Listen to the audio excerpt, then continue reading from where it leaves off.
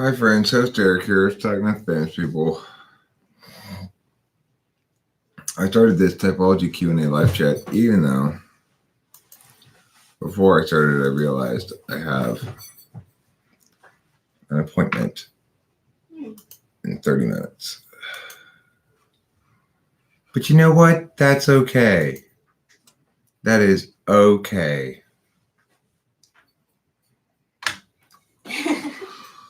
I wanted to begin today, since the Q&A, and there aren't any questions yet, with an anecdote from lunch. Or a question for you, maybe, viewing audience. What type has this conversation at the Coco's near our table? So I went there and I saw it was already 20% off, but I knew that the longer the sale went on, the lower prices we're going to get. So I said, you know what, Mary? Just don't get it today. Just wait, come back. If it's still here, it could be 30, 40% off. So what did I do? I waited. And when I went back the other day, sure enough, it was 40% off. And I snapped it up. What type has that conversation? I don't know. I really don't know. I know that it's an incredibly boring conversation. I do know that. What type is the author Brandon Sanderson? I don't know who the author Brandon Sanderson is. Countess and Peter Gentici are at Panda Express. Cool. Where? In Santa Cruz. Countess, does Panda Express make you feel right at home with your Asian heritage? Are you like, oh, the flavors of the Orient are so familiar to me? Is that what you said when you went in there? The author of the Mistborn series? I've never heard of that. Is it a fantasy, science fiction kind of book or what? Brandon Sanderson. It's like being in an American TV. Well, come on. There's nothing more authentically Chinese than Panda Express. What type is Darth Vader?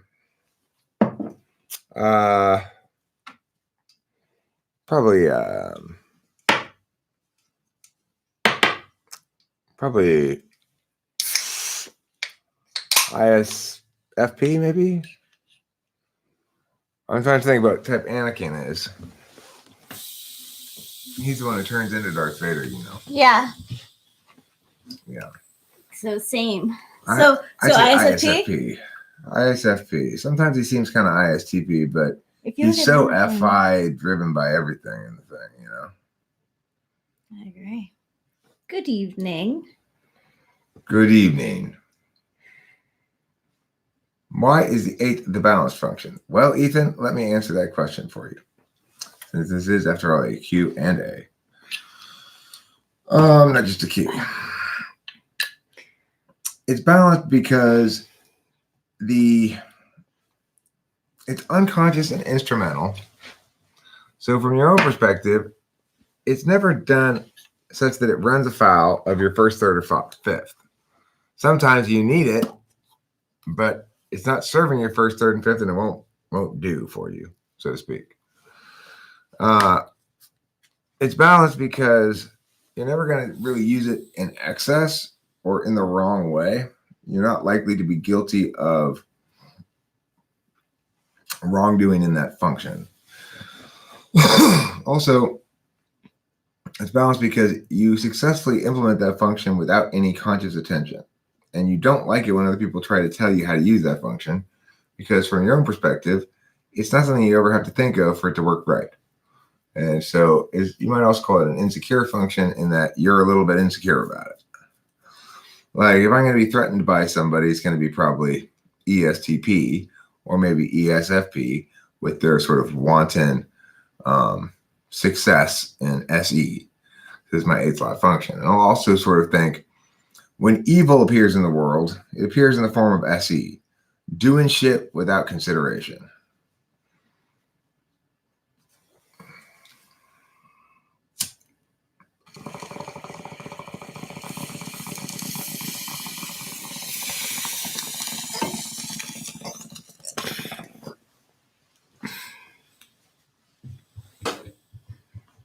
Peter didn't teach you or Countess. If FE is your 8th slot, that means your ESTJ or ENTJ. Now, ENTJ 8th slot FE, from an 8th slot FE perspective, SE perspective, right? And so if you've got 8th slot FE, you'll think when evil appears in the world, it appears in the form of FE. If you've got, well, it's not exactly I mean, it's instrumental. That doesn't mean it's just a helper, right? Like, it may be absolutely necessary in some regard. It definitely is. It's the one function you do correctly. And as far as you're concerned, from your own dominant functions perspective and other perspectives, you're going to see it as something that you don't have a problem with in your own life, but that you are subject to critique unfairly from other people.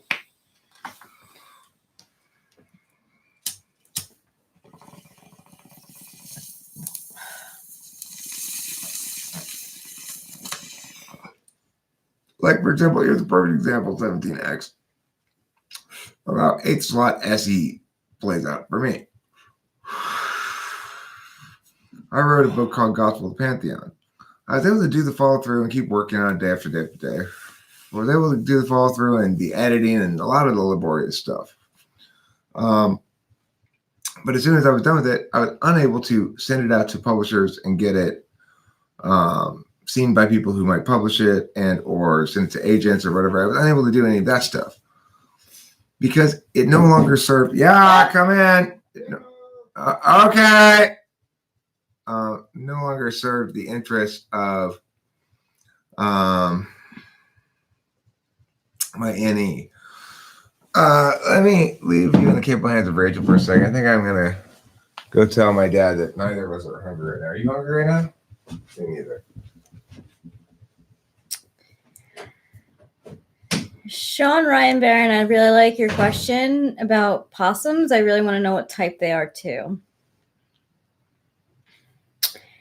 X Dark Prince, NE Dom and SE Dom are both action without deliberation. Peter says when I whine, it's my FI, but I do it only for a short period of time as it exhausts me. Why is that?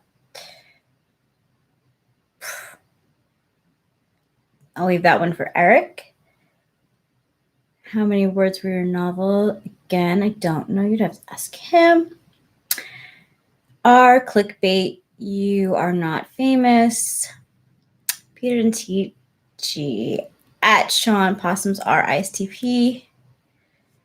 Right, Sean Ryan Barron, LOL. They must be the most misunderstood type. Who ISTPs? ISTPs, the mysterious ISTPs. They probably are. I don't know. I heard somewhere that ISTPs actually really strive in the United States of America because the United States has like this like a individual before groupist sense, but possums are scary sometimes at night.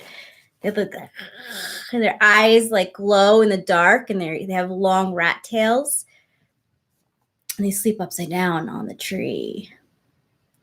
And if you see one during the day, don't go near it because it's probably sick.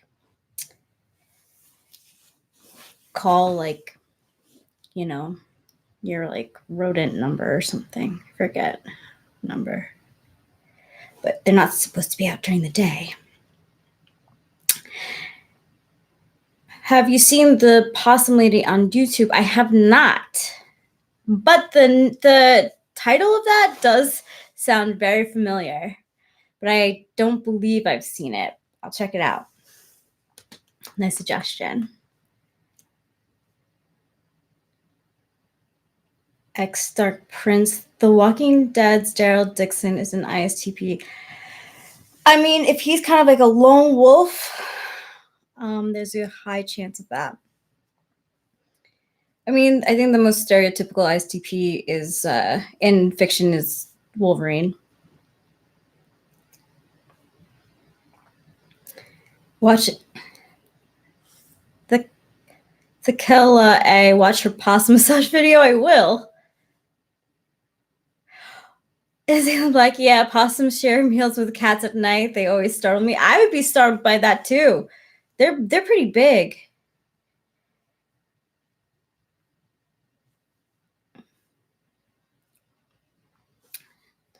Sean Ryan Barron. They crawl around her like the mother of dragons from Game of Thrones. It's funny. Fitness and bodybuilding. I saw a possum in the morning driving to work on the road. It was dark and I was like, what the fuck? Yeah. It's very much like that. They come out of nowhere sometimes. In black, the cats don't care. One lick though. LOL, that's so cute. I like that the cats don't care. You saw a possum at the aquarium? That's an odd place to see a possum. Was it just like, roaming around being like, hey, I'm hanging out here too. I want to see the fish. There were some questions for you at the top.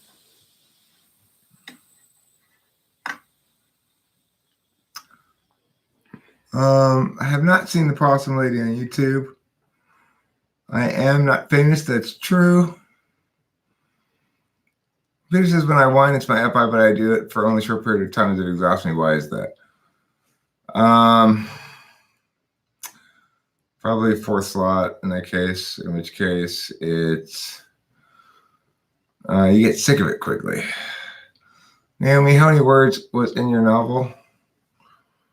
It's about, I don't know, it's like 350 pages. I had to cut it down to get to that.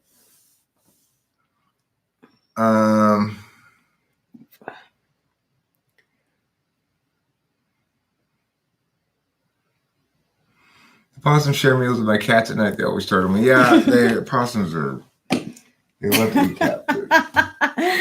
They certainly do. That's good to know.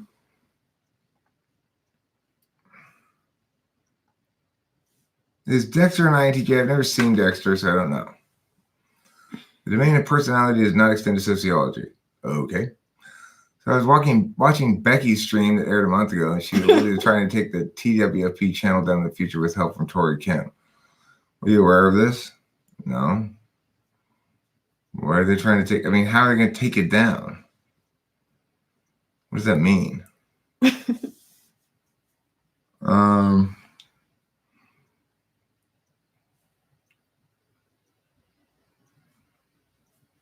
Well, I'm logging off right now, but 8th slide is worse than polar, but you were aware of it being bad rather than blind to the fact that it is. Well, I don't know what worse means.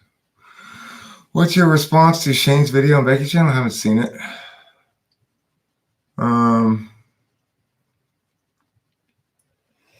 Okay, that's a good suggestion. Oh, that's cool, Handbone. Thanks for looking out for the channel. Yeah, I appreciate it. I really want to do the awards for the holidays, maybe like 10. Yeah. I mean, she's a real scumbag. I'll tell you that. That's my response to it. If she's doing that shit, what did I ever fucking do to her? Nothing. I didn't do anything to her.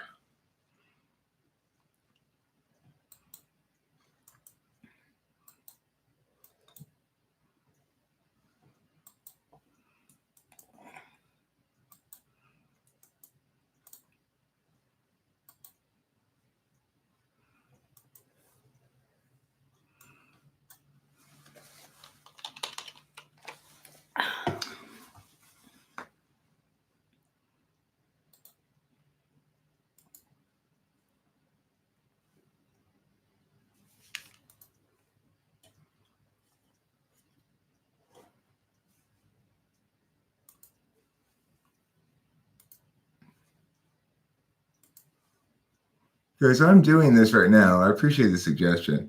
Anything that's got Becky in the title anyway is now going to be private. And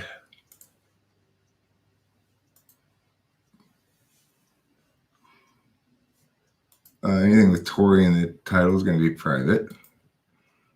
As far as Kim goes, well,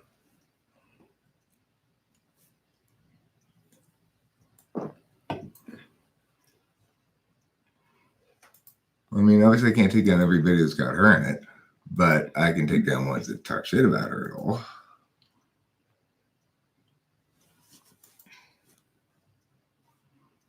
It was already private.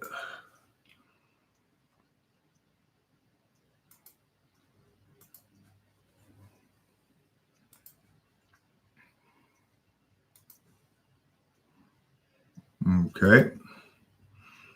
Let's see.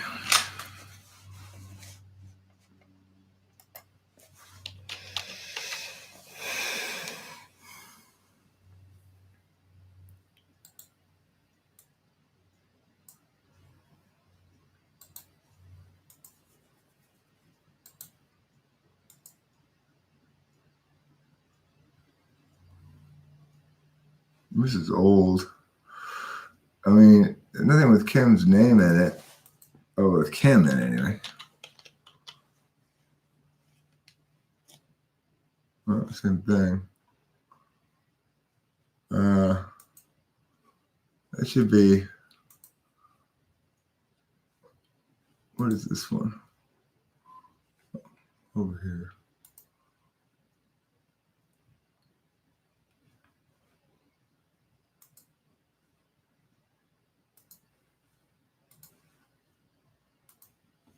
People are such like scumbags. I know. Why would somebody want to like take down my channel because she lost a fight? She's such a fucking poor loser. It's like, yeah, she lost that battle. Yeah, she did the fucked up thing and she didn't learn anything and she refused to be honest and all that kind of shit, you know? Yeah, that's true. That's not a reason why you should hate me, you know? It's ridiculous.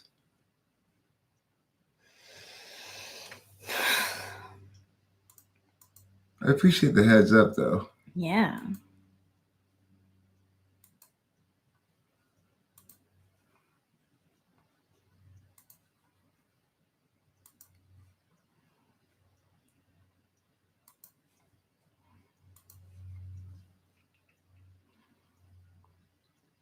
Okay, so yeah, I don't want to screw with it either. Yeah, that was appreciated. I want you to be able to see private videos. They won't be able to link to them. They won't be able to find them. Right. When you search. Or actually, they might with private. Maybe I should take and put them as unlisted. I could even just delete them. Oh, unlisted. Yeah. That's unlisted is when people send it to each other privately. Yeah. But yeah.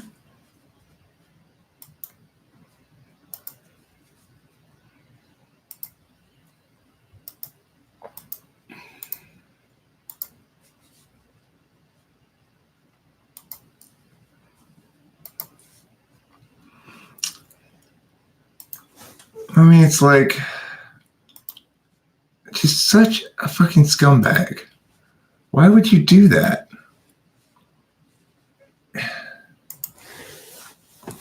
The thing is, this YouTube channel is very significant in my life. And she's trying to destroy it. She's trying to do massive amount of harm to me for no good reason. Didn't have any good reason, you know?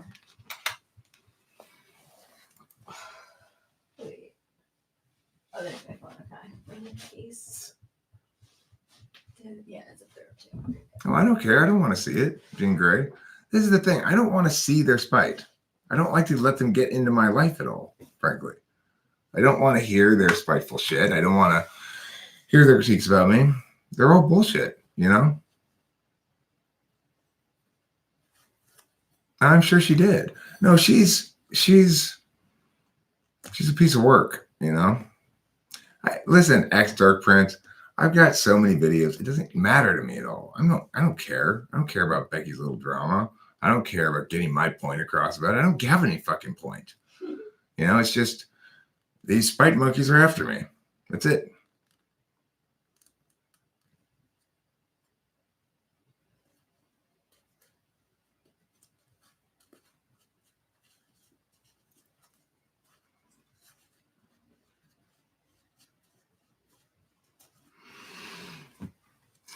Regardless, you know, it's like I don't want it may okay, well, that may be the case, April, but it is nevertheless the case also that we're dealing with somebody who's persisted in spite for a long period of time. I mean, remember the stuff that happened a month ago was about stuff that happened like 6 months ago. So it is certainly possible that, and likely in fact, that she's still trying to get me in some regard.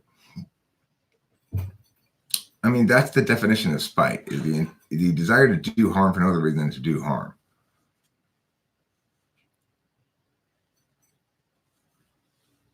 I mean, the thing is, I only talked about her because she included herself in my TWFE summer camp, where we were obviously going to make videos and stuff. I don't think you're lying at all, Hambone.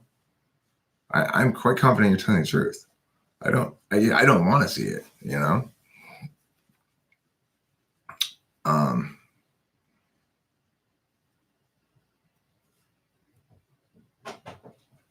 I don't want to watch it, Jean Grey.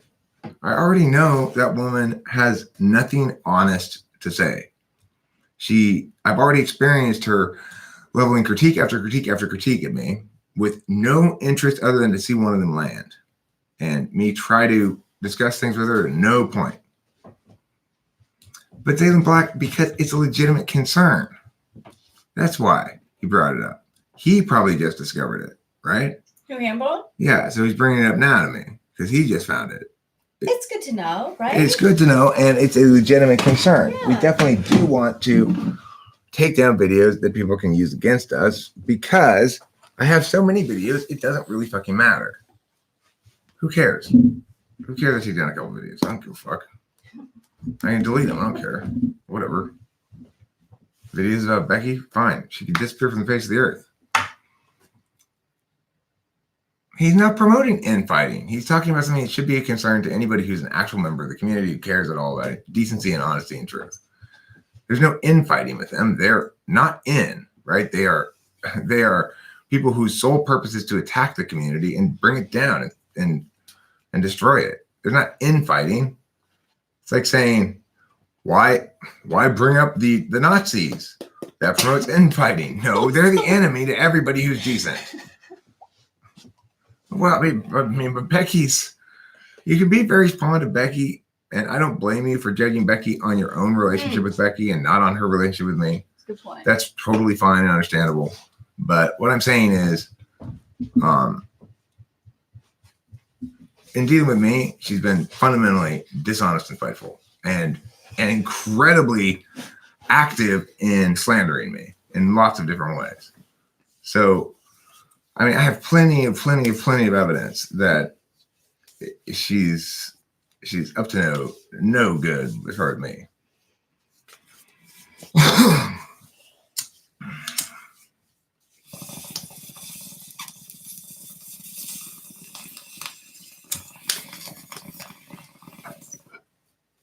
I don't think you're promoting infighting. I think you just found out. Look, I mean, I'll make you a moderator as a root. Yeah, that's a good idea. Since you're this season's orange is the new black. Aww. Congratulations. You're the new black. Congratulations, you're the new black. Orange.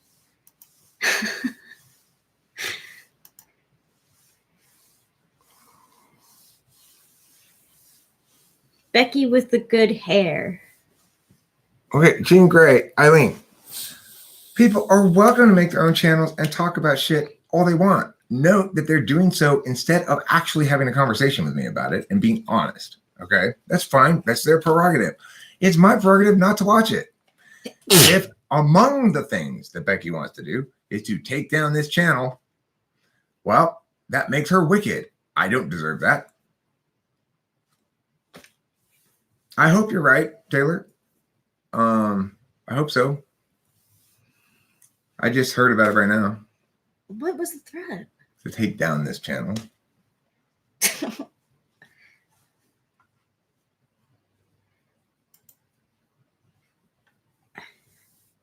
All right. So anyway, I say I know. Nice. Good. Yes, that's better the way you have it set up now. That is better. Okay.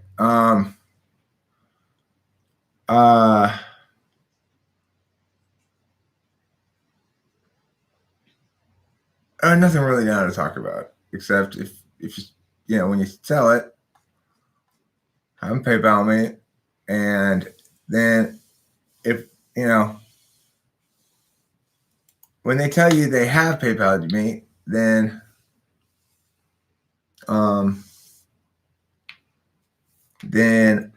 I'll check my email. Then it's like text Rachel, and then I'll check the email and say yeah, and then confirm a time or whatever. I see. I already the times are already confirmed. As soon as they say they PayPal'd me, text me, and I'll check my email and tell you if they did. And if they did, then it's booked like that. Okay. Okay. Good. That's all we needed to say in the meeting. Anyway. Now I don't have to have a coolness. Meeting.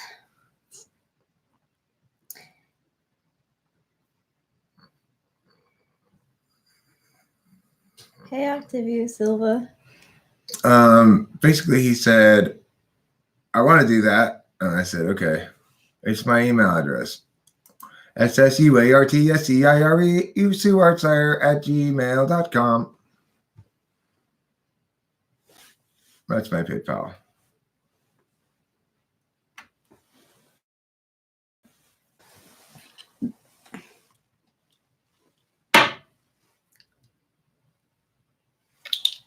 That's what it is. Okay, so one of the frustrating things. Why is it put stuff you care most about on other platforms? You should at least have a BitChute channel. What's a BitChute channel? I don't even know what that is. I was wondering that too. I'm gonna shove it in your BitChute. I'm gonna shove it up your BitChute.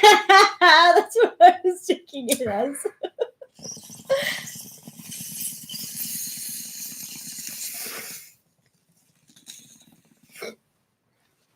One thing that's frustrating a little bit about living with an ESTJ is he really wants to eat dinner at a regular time. But, it's like neither Rachel or I rolls like that. We eat when we get hungry. It's like I don't want to have fucking dinner time. Like dinner, I go in there and, you got the table set. I'm just like, Dad. Oh. Well, we're just not hungry right now. Hey, Eric, what's politics? I've seen people make the distinction between government and politics, but when I look up politics on YouTube, they just give me examples that are definitionally defining it. Politics is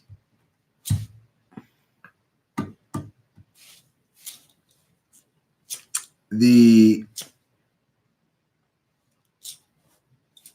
competition to see whose ideas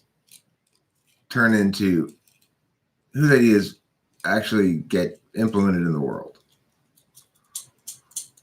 Tampon upset. Hambo's not upset. Are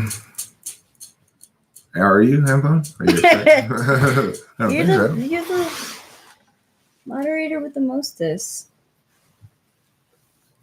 It's like, well, Dad, I'm sorry, but I'm just not feeling this dinner time thing right now. Yeah. We had lunch. Well, we had pancakes. I don't even know. Like, almost 3 o'clock. We came back here and went to sleep, took a nap at 3 o'clock. So it was right before that. And neither of us want to have dinner now. We had lunch at a regular time-ish, but we weren't we weren't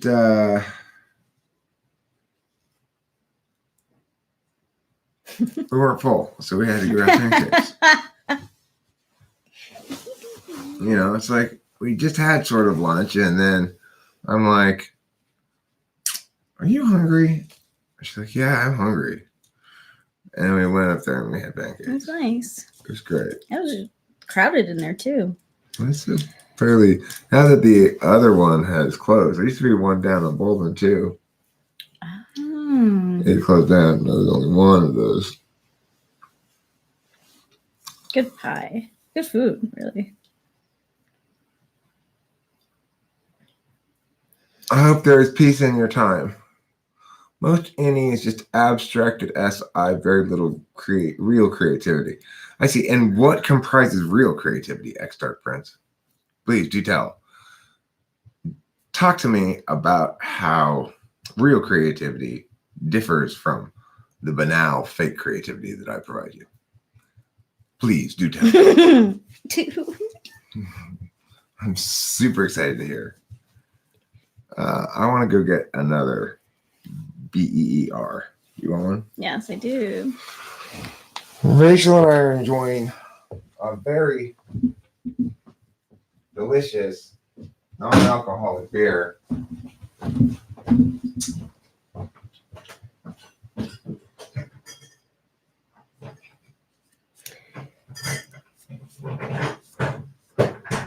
These aren't super cold yet or anything, but they're colder than room temperature. Typical Enneagram 9. Can't we all just get along?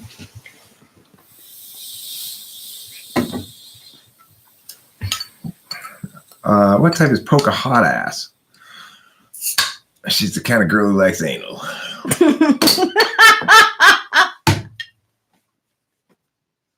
Yes, Rachel does drink regular beer on occasion. Well, she hasn't actually. I've never actually seen her. Yeah, she had a beer one time. One time. Nice. I don't even remember it. I'm not a huge. No, I actually prefer non-alcoholic. I don't like feeling drunk, and I don't like hangovers. I'm not really a drinker, but I like the taste of beer. I always said that.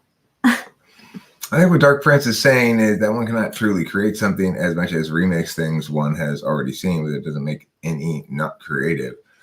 Well, I mean, I think you got to recognize that the engine of extroverted intuition is not exactly using SI to remix things. It's using SI to know what's not new and to switch shit up or mix things together or take things from the external or the internal or just fill in negative space with what obviously goes there. Regardless, the engine is knowing what's not old. So in that regard, it's necessarily going to be quote unquote creative because it's going to always seek to deviate from that which is familiar to it. But like, how do you define creativity then? It's like, must creativity be the conception of that which did not exist, that which was never related to anything in the existent present and just bursts into existence out of nowhere? Well, then nothing.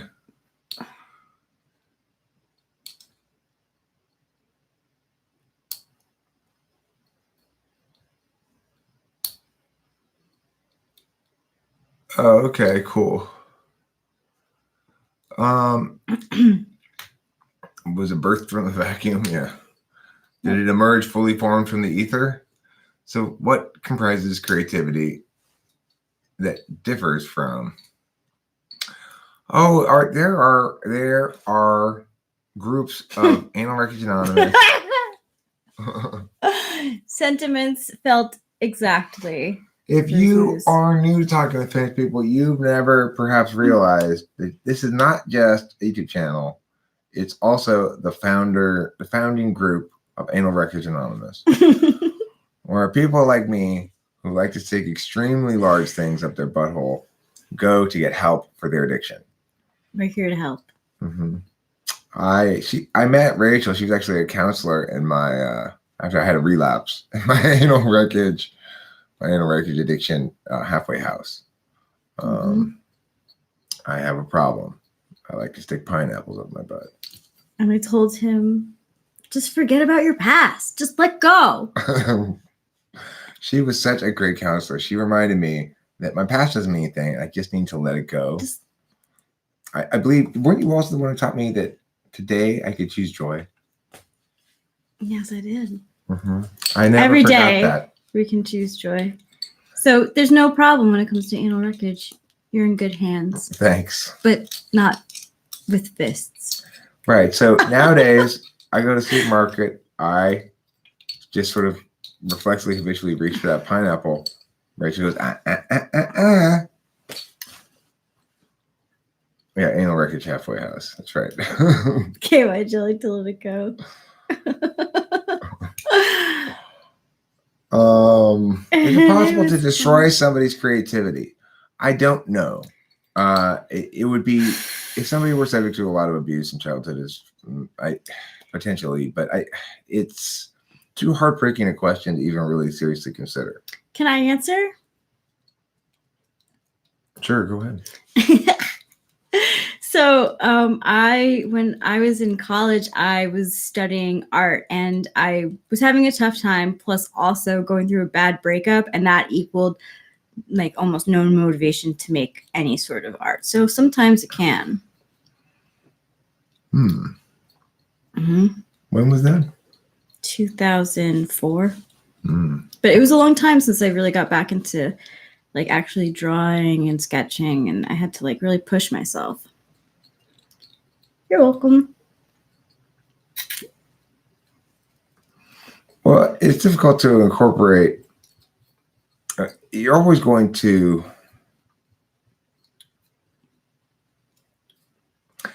or put it this way, to the extent that wholes are truly singular, they convey very little meaning. And most things that convey meaning are assemblages of multiple chunks of ni. No, I never did, and I still mean to do so. It's weird. Time just like we don't have much time. It seems like we're not busy, but it seems like we don't have any time. We're constantly on the move too, though. We got up early this morning. We got stuff done, and then just kind of. Well, I mean, that's about your. That's unfortunate. I don't like to hear shit like that. People are very negatively affected by ontological critiques, and people shouldn't make them at each other. Unless somebody's really a bad person, you shouldn't say they're a bad person. You should say that behavior is bad. They have to be an awful person for you to justify really telling them they're a bad person, or you're lazy, or you're dumb, or you're inadequate in some way, or you're ugly, or you're not a man, or any of that kind of shit. It brings me down. Bradley, where have you been? I'm really. I want to know Me too. Coming in with the questions. Well, it'd be like ENFP, ENTP, in the sense that it's the same dominant function, and you got each other's thing as your polar. And if you got each other's thing as your polar, you're gonna have problems. That's like your ENTP and your ENFP. You're gonna fight. You're gonna fight.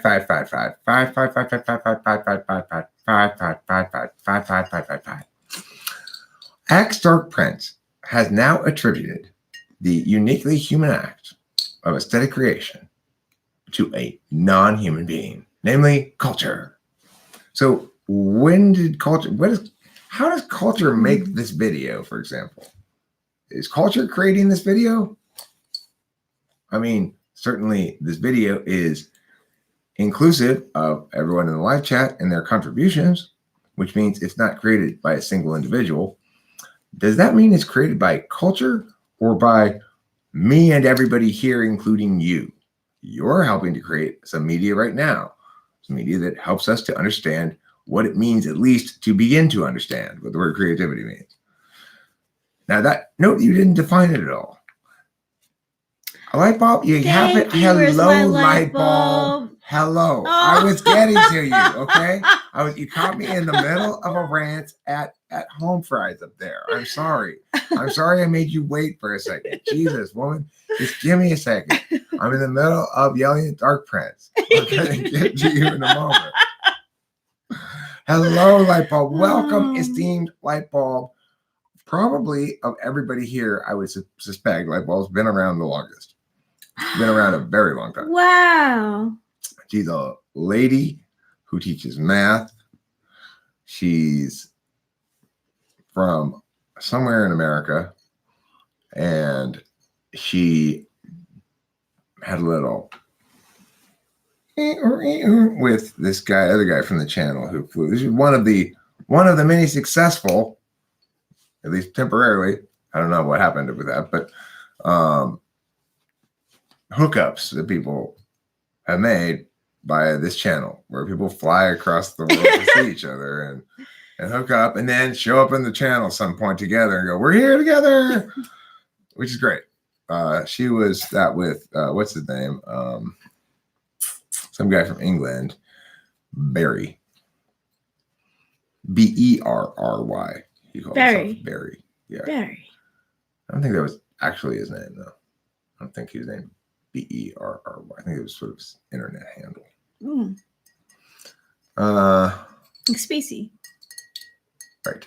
INTPs and ISTPs don't fight as much as just sort of avoid each other. Well, you wouldn't want to go out with one.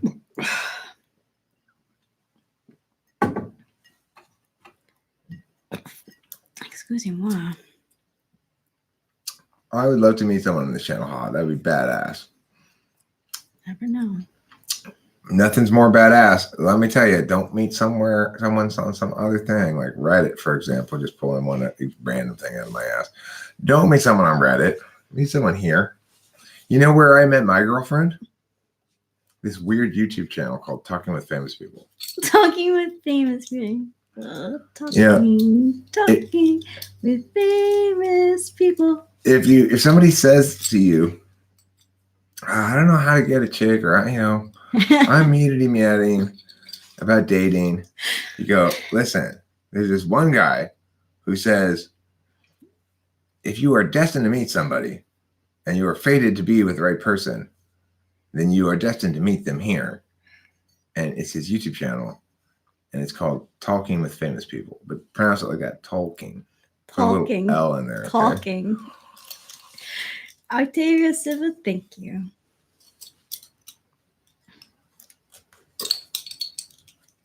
Okay, hold on there, Winston's mom. Hold on there, Paige. Quite excellent.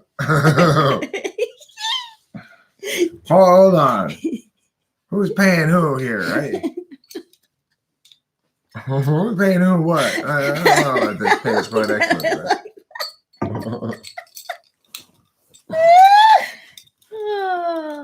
Okay, TWFP jingle will go down to the content. Thank you, Hambone. Yeah, I appreciate that. I appreciate the fact it didn't even strike me until I know that you busted out the song. I didn't bust it out. You busted it out. Is IR doing it all for free? No, he and I talked about it. He's got a setup where if he wants to Skype people with me and, deal with the organization shit like that table and stuff, and me forwarding him emails and shit, then in your pants, Dark Prince, there's moderator overload in your pants. That's why your penis keeps getting put on timeout. I should try that. Yeah, you should, Rachel. There really aren't very many moderators on the channel. It's just they happen to all be here right now, maybe. I don't know. Thanks, Winston's mom. That's so sweet of you. Or too many says Stinky Poopy. I disagree, Stinky Poopy. It's nice to have some moderators when people get unnecessarily saucy. Sometimes people do. I do have a lot of HATERS, which spells haters. Stinky Poopy, thank you for reminding me of one of my favorite characters on Rick and Morty, Mr. Poopy Butthole. Stinky Poopy, my question is this to you. Are you so named because your poop is actually more stinky than the average poopy? And if so, how did you make the determination? Facts. The moderators are awesome. Eric Moore, did your problem resolve? I got an email. It said something about getting busted. Is this a new account, or is this still the same you? Or you fix the problem, or what? Anyway, thank you, Winston's mom, for your general promotional positivity towards me and my channel. It's greatly appreciated. I would like to see. Thank you, Lightbulb. Saucy indeed. I don't know what's so saucy, but OYAG lads, everyone's like, whoa, so many moderators. Chill out, jeez. Sometimes there's need for moderators, and there's hardly anybody who's here that's a moderator. Eric gets more haters than anyone I've seen on the internet, proportional to his audience, so 4 is a good amount. I agree. Yeah. I seem to get a lot, right? Mm-hmm, you do. But I always said this, people have a love-hate relationship with me. They either like me a lot, or if they don't, they probably hate me. I don't know. Maybe there's people who are indifferent.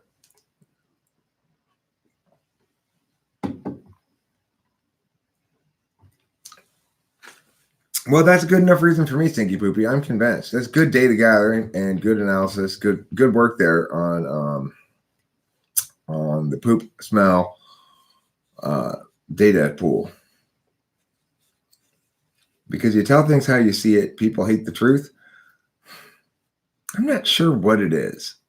I really don't know what it is that makes people hate me.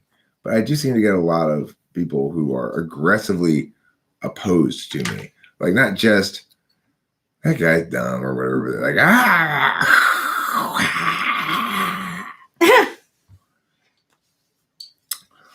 I try to be nice in general. I try to be fair, at least.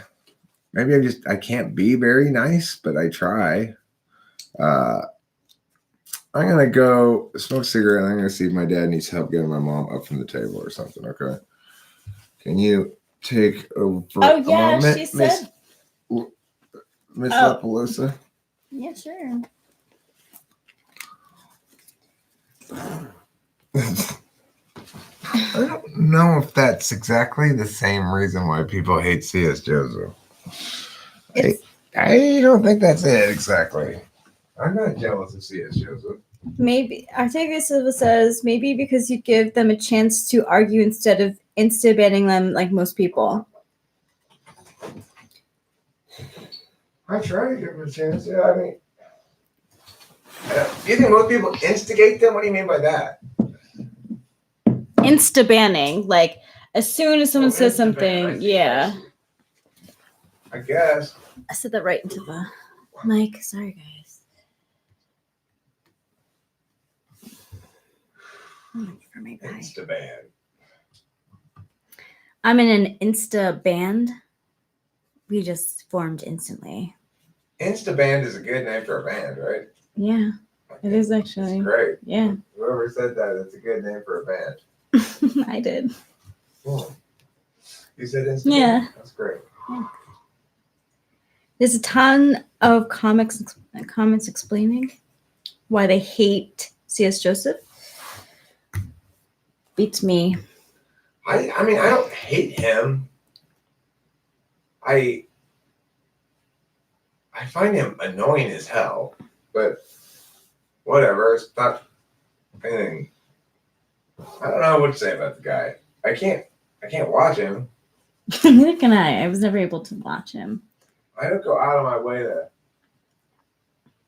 comment on him. It just happens periodically because somebody brings something up and shows me something. And I'm like, that's fucking stupid. It's just the same thing I have with everybody else, though, too. It's like somebody says something stupid, I'm gonna be like, that's fucking stupid. They hate what they do not understand. Eric is secretly in love with him. I think. C.S. Joseph? Yeah. Oh, that is a secret. That is his I had no idea. love-hate relationship. It is neither love nor hate. It's just like I said.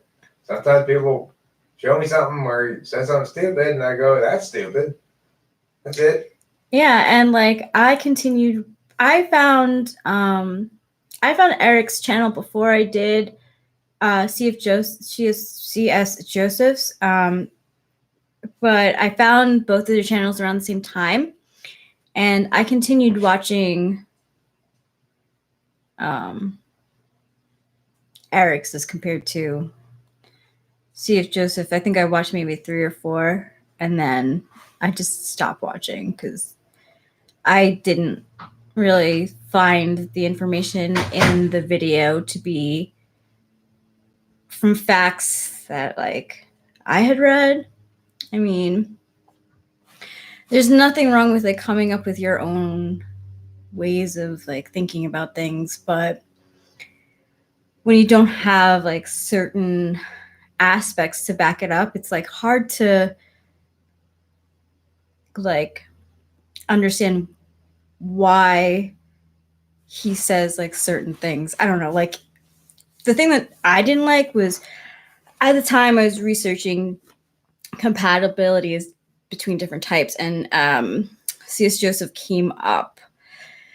And when he did the compatibility, it just, some of the types, it just like, I was like, I don't know a lot of types who get along like that in romantic or friendship. So it just kind of seemed to be like maybe compatibility that he maybe hopes for rather than what is actual. It is more generalized, or more exactly. Maya Angelou said, people remember how you make them feel. Harlan Ellison, if you make people think they're thinking, they'll love you. But if you really make them think, they'll hate you, right or wrong. It makes sense. Honestly, Jean Grey, I don't know. His description of the types, he started doing compatibility like before. What he would do is, it wasn't really like linear style. It was kind of like he would talk about a type. He would talk about a few types, and then he would go into a compatibility thing, and he would talk about a few types. This is like in his early videos. I don't know what he talks about now. I don't follow him.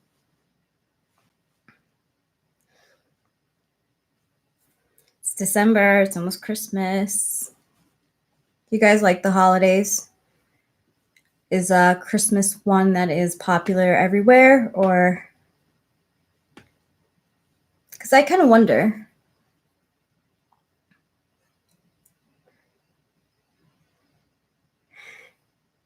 People see themselves in his explanation of the types, and this is where he got them mostly. The thing is, though, if you don't know, see, I don't know. I don't watch his stuff, so I really can't comment, honestly.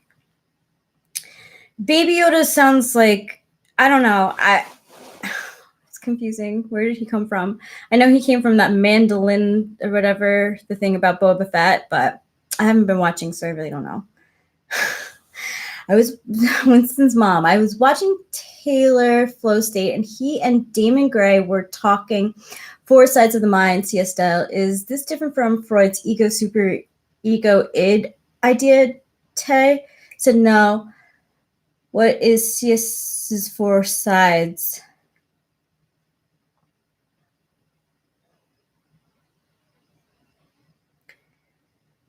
So Freud has a lot of pretty, like, he's a lot of psychology things like oral fixation, Oedipus complex, and he's ego, super ego, id. And I think in simple terms, he's great for identifying parts of the personality in that way.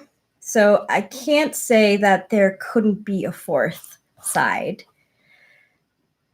However, I'd like to see data and stuff on that too, like testing on the brain.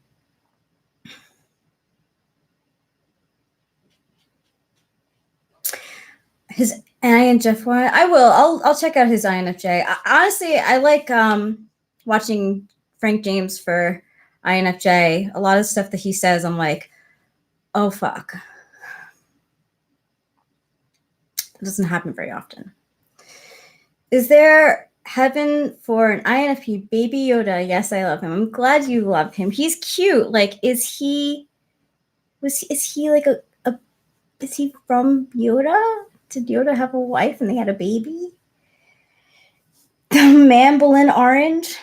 I don't know. Mandolin? I don't know. I'm not a huge Boba Fett fan. I think he's cool, but I'm more into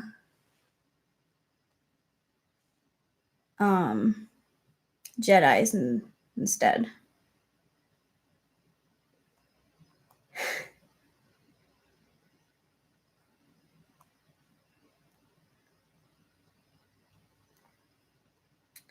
I like INTJ. I don't watch a lot of stuff anymore. There's a lot of crap out there. Mistypings. Genza, even from an ENTP standpoint, he is entertaining. Genza, he just brings out the inner Effie. See, I don't know. I don't like him. I'll just say it. I just don't think that I think he puts on a good front as like a business person. He's business models. He's good at that. He's good at like looking clean and having like sleek looking designs and stuff. But as far as content, I think he doesn't have a lot of psychology background, even sociology background. So, which is fine. Oh, he is Yoda's baby. I'm glad to know that.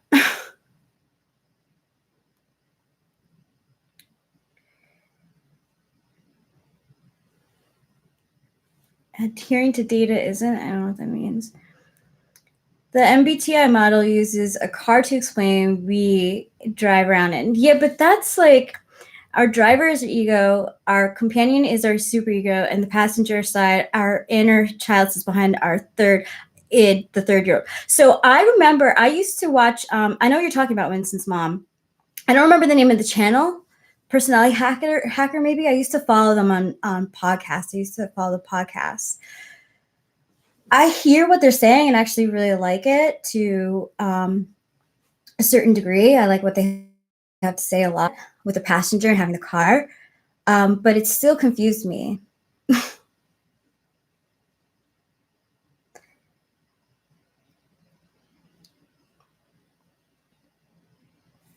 Siki Poo, he do NE looking kind of fresh.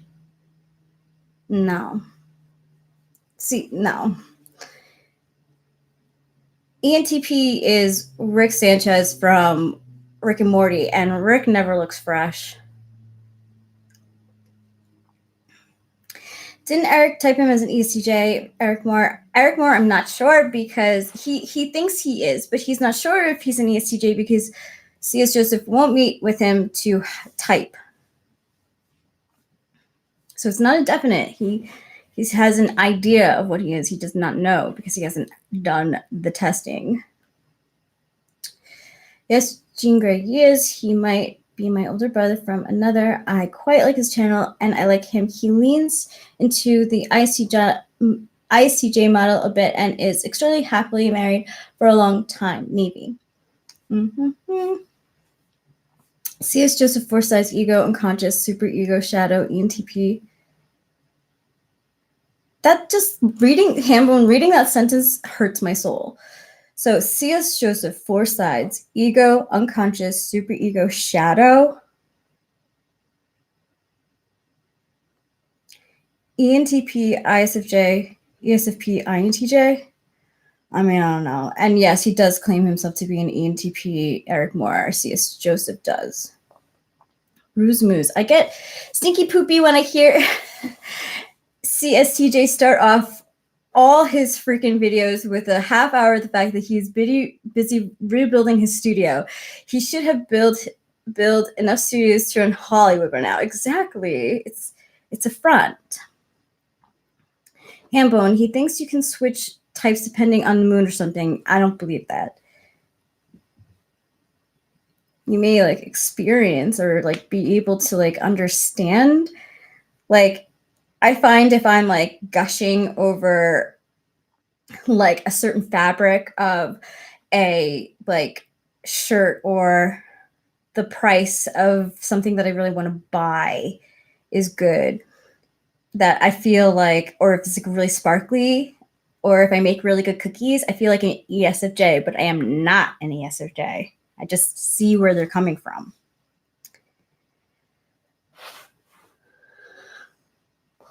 I don't know why he refuses to let Eric type him. Eric Moore, I'm not sure. Crudgy, Rachel, what is your type? I'm new to this channel. I am an INFJ. Hambone, I think it would be more interesting to specific cognitive function to id, ego, etc. It's something that you could build on for sure. I do believe that you can build on it. I mean, Freud definitely leaves much to the imagination in terms of studies. So you could definitely build upon his concepts for sure. I mean, Eric is building on the concepts of sociology, so.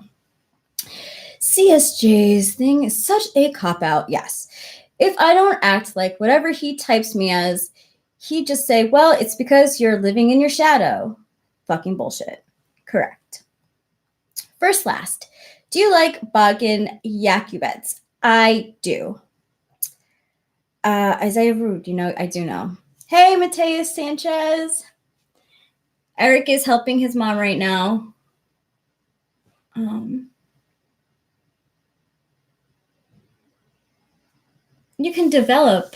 People do develop as time goes on.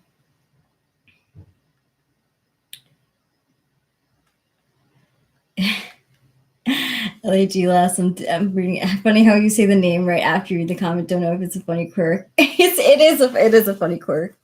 I noticed that I do read the comments first. Isaiah Brood. Oh my god, this food tastes so good right now because I haven't eaten all day. I know what you mean. I'm starting to get a little hungry too. Winston's mom, is there a heaven for an INFP? I let his channel go when he offered videos on how to shame and blame an INTJ. Wrong. In so many levels, but to be judge, jury, and executioner is wrong. I know what you mean.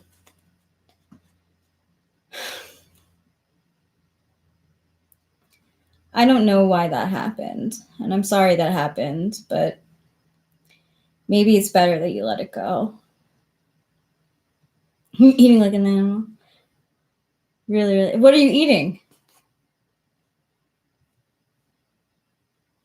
No, I'm definitely not Morty.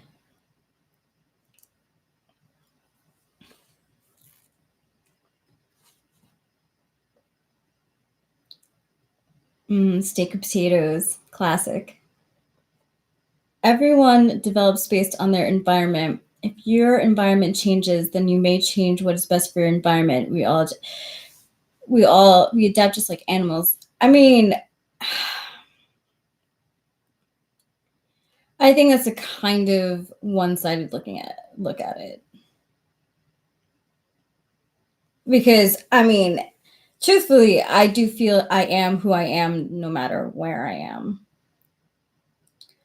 The way that I develop is we as people, we scope out the land, we find out information based on where you're living, if you're willing to go out and explore. Not everyone is. So do they adapt? If if someone stays in the same environment for the whole time, do they not adapt? And there are people who go to many different locations and they don't stay. So do they adapt? It's just a little bit one-sided. Which one am I? I'm Mr. Poopy Butthole. That's who I am in Rick and Morty. Southern style country steak and some mashed potatoes with pepper and gravy. Sounds good. Winston's mom. I have one small talent in this world. I make the world's best potatoes. The family joke is when I die, my tombstone will say, she was nice and made the world's best potatoes. World's best potatoes? Oh, that sounds good. I like potatoes.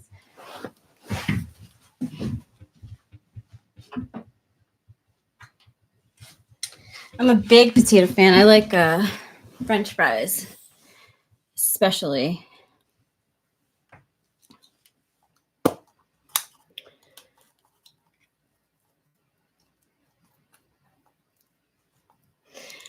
People do develop based on their environment, but their personality might have been through genetics too. I mean, that's why you have to do statistics and stuff. Statistics is part of psychology and sociology. When I took sociology in college, we had to take statistics because when you're formulating hypotheses and testing, there's study groups and stuff, and you have to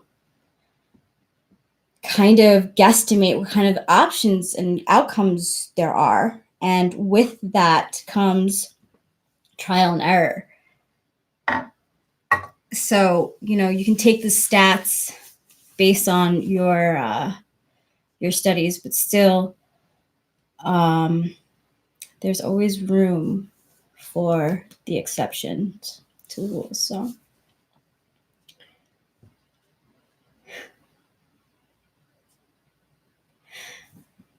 is Paula Dean? Doesn't she still have work though? I believe that she still is pretty active, at least online. I think that she has like an Instagram and stuff, and she's doing okay. I think you can still find her, Winston's mom.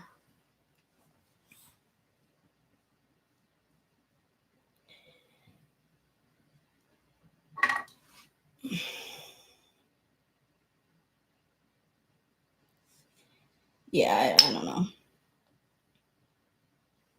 I have to go. I have to pee.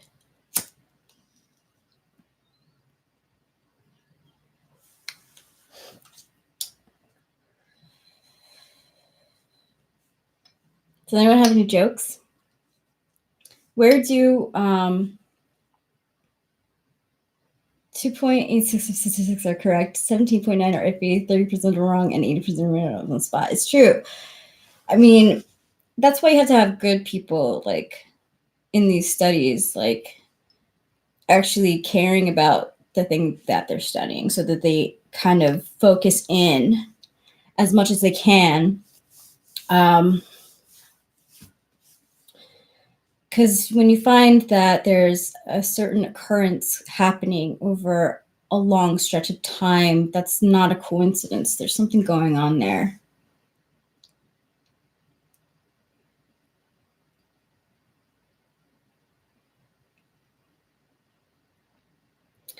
Nina Willow, what is visualization like for you? Do you visualize a concept to understand it? It's caused me to zone out when people talk to me. I do zone out. I was known for having my head in the clouds in school. And I am a very visual person. So like if someone is giving me directions, I actually probably won't learn until I'm actually on the road driving or like on the road walking. GPS has been like a godsend in that way for me.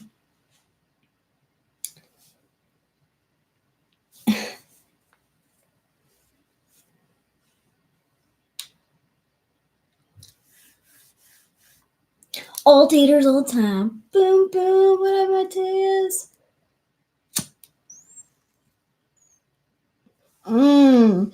Rusted tater stop. That sounds good. And contrary-wise, what is it wouldn't be, and what it wouldn't be, it would. You see? I like that. Here he comes. Come on in. Who's Carol? Sorry I was gone so long. That's all right. How'd it go? It went fine. I don't know if everyone's happy continuing right now. Because I got to go back in a few minutes and finish helping with my mom. So if we, basically, anytime you feel like ending it, Rachel, obviously go for it. And Okay. I'm gonna smoke a cigarette, and then I got to go back in and see my mom. But Sure. what's been going on in my absence? Talking about Isaiah Rude eating steak and potatoes. Winston's mom makes the best mashed potatoes. Mateus Sanchez joined the convo. And then a lot of talk about C.S. Joseph in the beginning, but I don't have a lot of information on him, so I wasn't able to really talk about it. He's a controversial figure for sure. That's a good way of putting it. Yeah, I mean, you got to give him credit for that. It's something to successfully make yourself a controversial figure. It's not nothing. It requires some doing, and isn't easy to do. So, congratulations to him for that. Agreed. I think functions shine differently depending on the person's experiences with using it, but at the core, there's a healthy version of our actual type, says Giovanni Chiquito. Is there a healthy version of a type? I mean, I think it's more correct to say there's unhealthy versions of type. It's kind of the opposite of what Tolstoy said about families. Tolstoy said, happy families are all the same. Unhappy families are all unhappy in their own way. I think it's kind of the opposite with healthy and unhealthy expressions of a person. Forget type. Unhealthy is always the same. It's toxic in some way to others. You're burdening other people with your pain, damage, distrust, or whatever. Healthy is the freedom to express without those themes dominating your ontology. So, as a consequence, it's better to say that with people, it's more like unhealthy are all the same, healthy are all unique individual human beings. Yeah. And Isaiah Rude just said, everyone who is smoking weed right now, we all should have a massive substantiation where we all take hits of everyone's bong pipe at once. That sounds like a good idea. Rachel, could you lead the transubstantiation or you want me to lead it? Of course, using the torch. Oh, I'll lead it if you'll light it for me. Sure.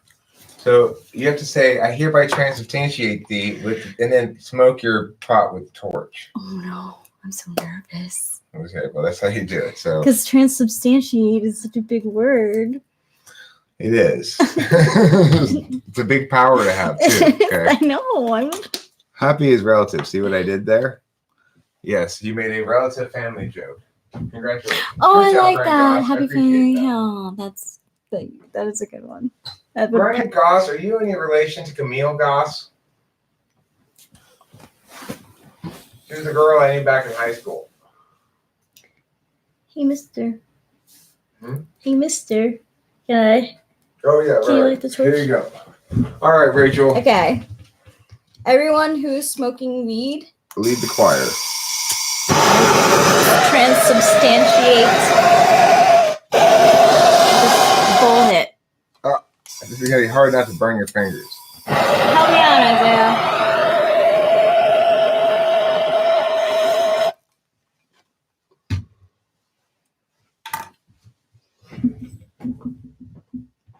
Transubstantiated pipe pitch. I don't think I've ever had a transubstantiated pipe pitch, Rachel. I think you just broke new ground. Cool. I'm excited about this. I feel honored. I'm from the East Coast, Gosses. Nice. We're on the East Coast. Do you have a West Coast contingent? You have relatives that you know on the West Coast?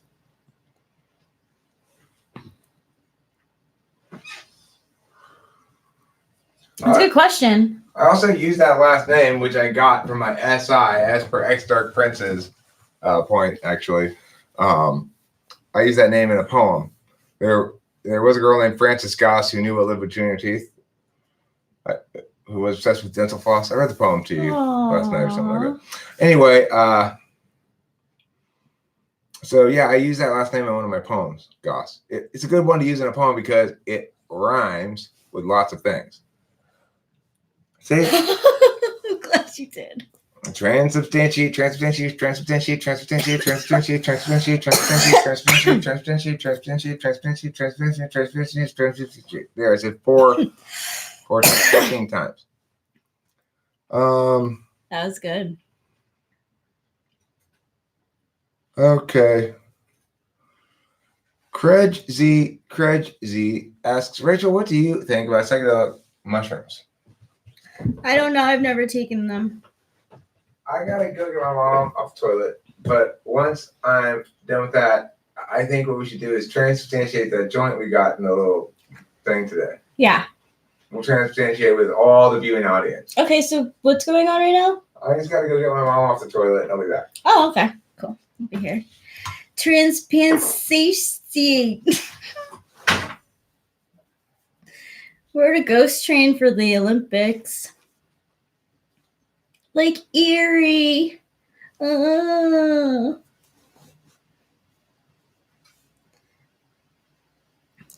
think it's Gassman in Germany.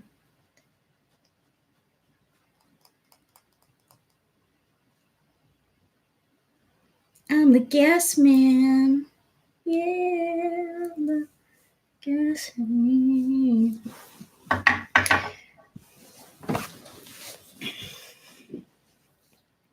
So, what are there many new channels on YouTube regarding MBTI?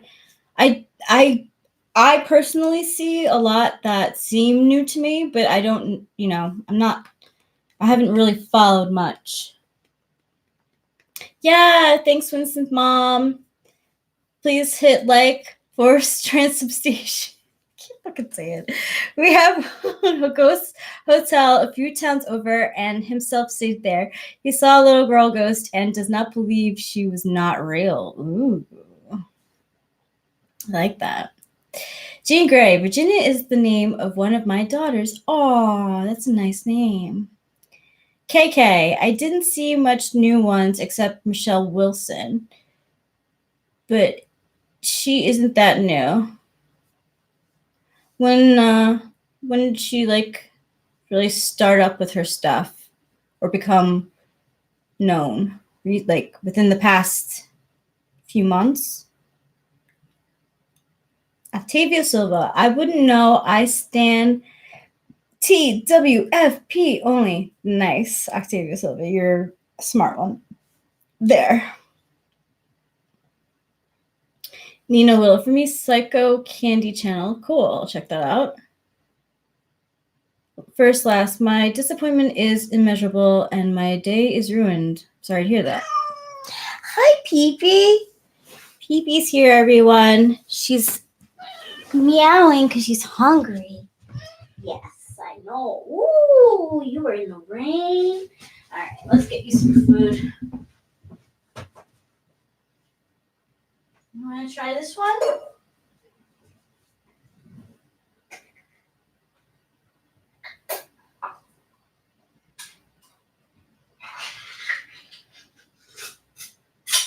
Yeah, this one will be a bit better.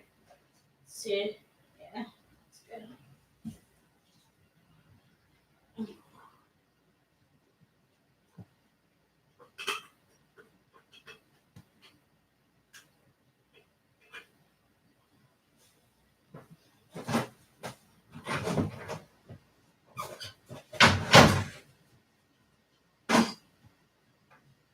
No. Hi, Pee-Pee. It's good to see you.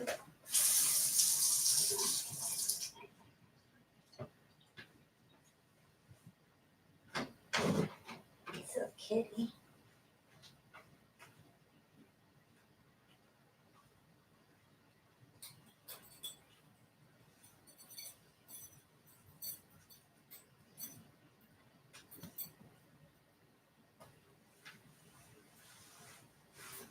Sorry, guys. Leaving the channel dead. I trust you wrenchers to be holding the fort.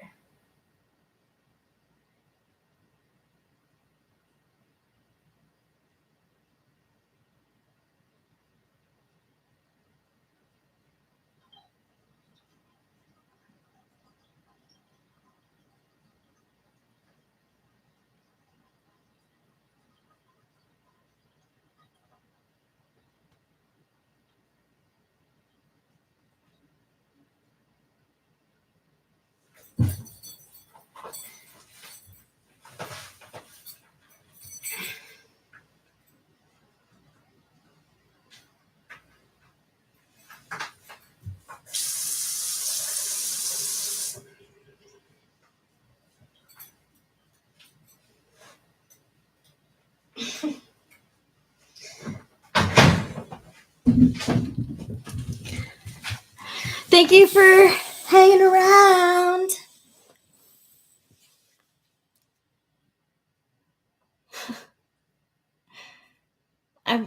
Taylor Van Amberg. What type is the Peloton commercial woman? I don't even know who that is.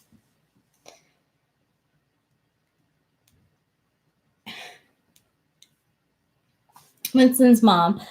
Brian Goss Googled George Henry Rankin Gossman. He developed the first airplane for medical air vacs, took it to Congress, and they said no thanks. He was a Gossman, formerly of the Gossman type. Histrionic. Haha, that's funny, Hambone.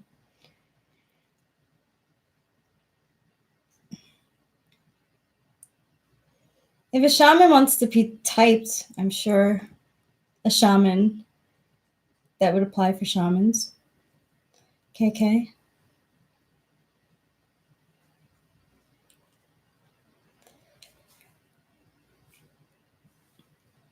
Is this okay if I make this symbol?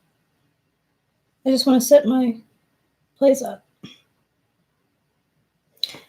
My ferrets definitely have personality types. Juliet is an ENTJ. Winston Ferret is such an ENFP. Romy Ferret is an all ESTJ. Keller Ferret, INFP. Mika, maybe ISFP, not for sure. Aw. Eric says that PP is ISFP. I see it. She's a pretty kitty. She knows how to lounge. Plus, she gets physical. She needs to. She's an indoor-outdoor cat as well. So, PP. Jean Grey, Winston's mom. Did you know Shar-Pei? Oh, Shar-Peis are so cute. Are close related to wolves out of all the tested breeds. That's very interesting. KK, my parrot would be an annoying ESFP or ENFP. That's very funny. I could see that. Oh, you miss PP, Octavia Silva. She's here. She's been outside in the rain. Oh, my sweet pea. Eric Moore wants to type our Christmas trees. We will get a Christmas tree. Yeah, we will. What type will it be? Relatively small. Very small. How do I identify my dog is sensitive or intuiting?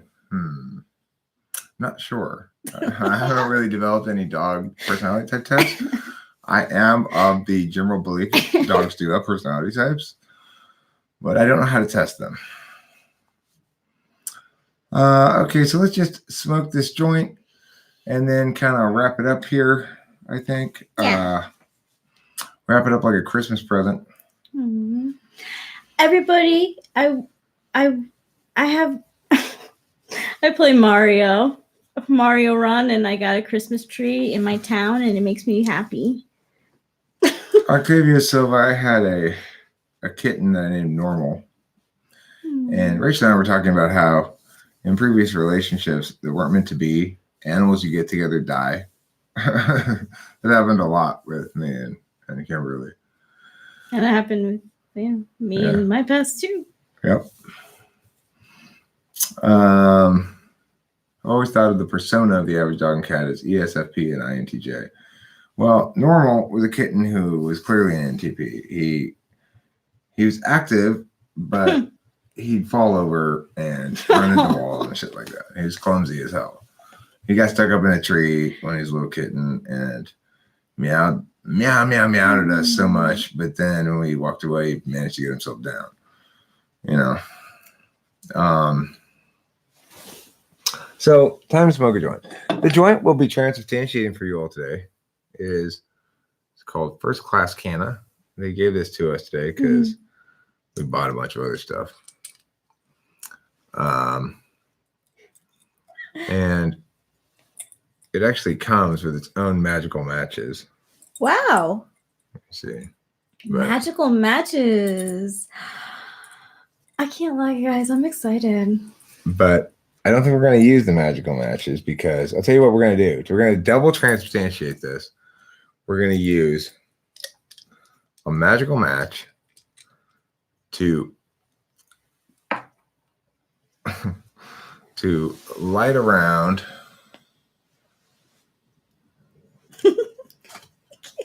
I'm going to use I'm going to use a regular lighter to light the magical match to light the transubstantiation torch to double transubstantiate.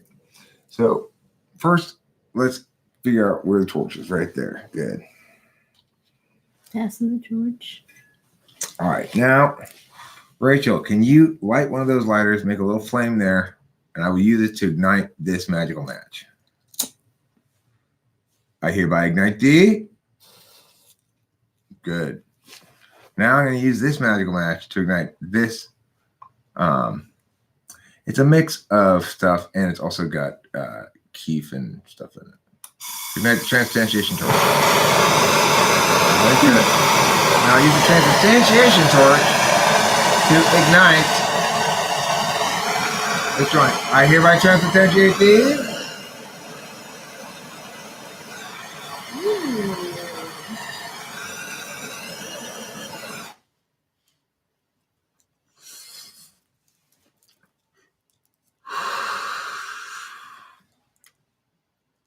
All right, now this is a pretty generous transubstantiation because obviously Rachel and I aren't going to get high from this joint because all the high is being transubstantiated to all of you guys. So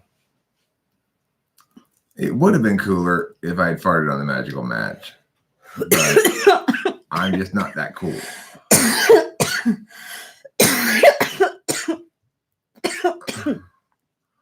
Lamarcus Washington III, you are what they call a spite monkey.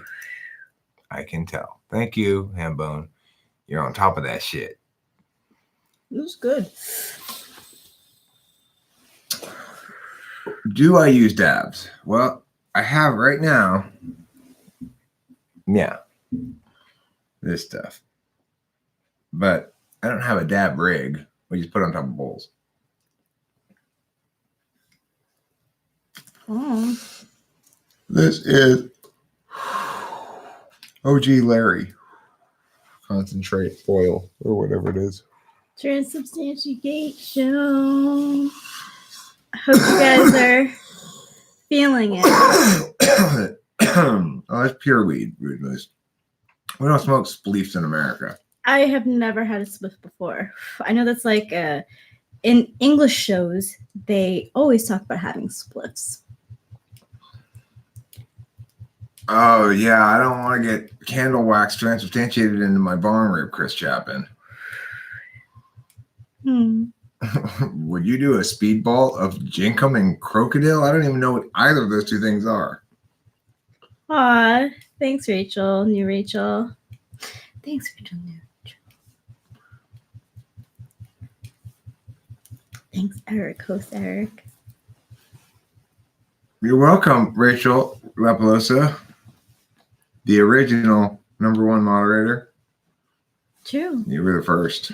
I forgot about that. Thanks, Dave, for reminding me.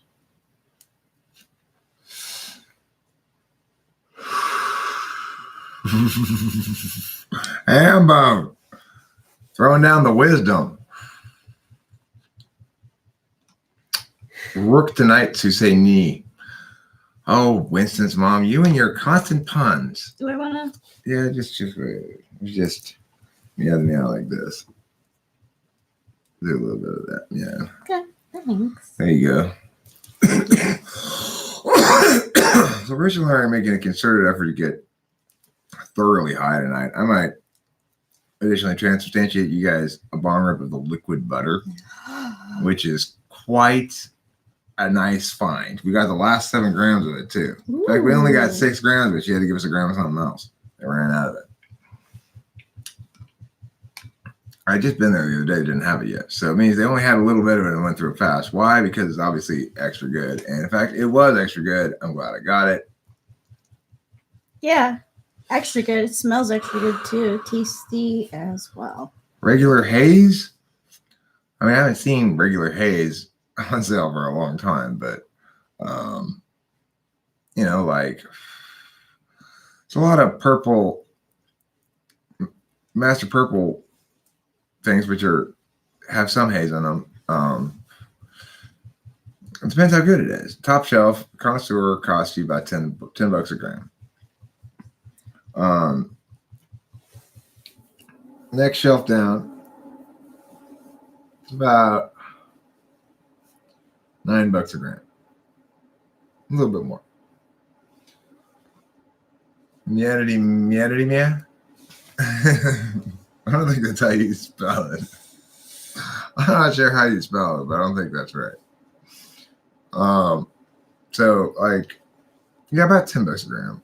This concentrate thing was $25. We got half ounce, and that thing for like $150 about. A half ounce of the best shit they had, basically, because the second shelf is usually, it's hard to tell which one's actually better.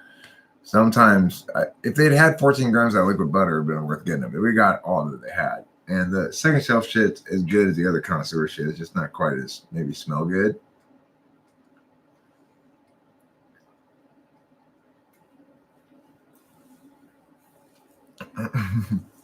You know what I played today? I played the Daily Derby here in California. So there's a lot of different lottery games in California. One of them's called the Daily Derby.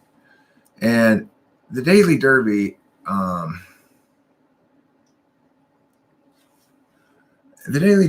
is one that's supposedly easy to win. Like, you win in the tens of thousands of dollars on that particular game, not the millions of dollars. Anyway, nobody's won in a long ass time for some reason, and it's up to $1.5 million.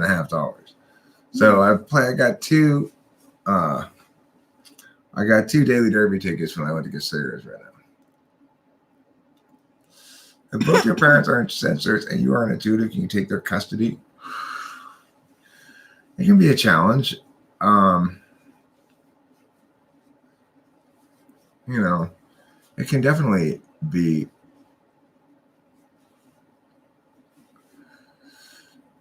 It can definitely be a challenge. My dad is very anti-polar. Like, every time, he's got no sense of sitting back and letting data points evolve over time. You know, it's just like, oh shit, mom's had a rough afternoon. Let's draw all these conclusions about how she is and how it's going to be from now on, and all these things we can conclude about it. He's so driven by his experience. He's so anti-polar.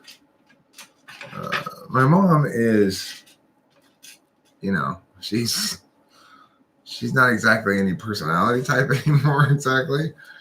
But she definitely has the capacity to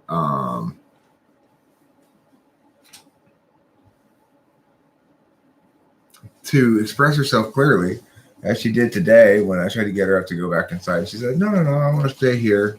I'm enjoying it here. And really Yeah, just that's I don't great. remember exactly what you said, but something along those lines, very straightforward. Yeah. And Yeah.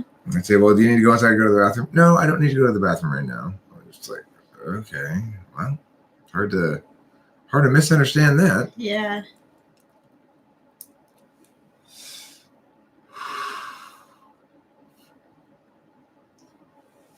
The Visa border security people like it.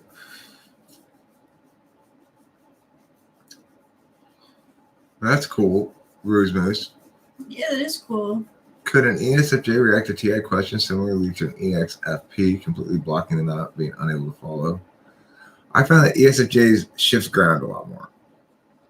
They have a very simple understanding of fairness. So you go, here's a fairness issue, and they go, well, here's a fairness issue. And you go, okay, well, let's address this other fairness issue first. Well, here's a fairness issue. They just do that. That's my experience with ESFJs. That's interesting.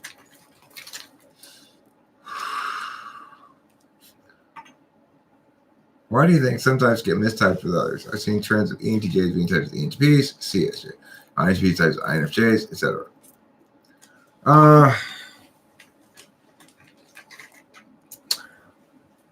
Well, okay. First of all, it's important to remember that it's easy to mistype yourself if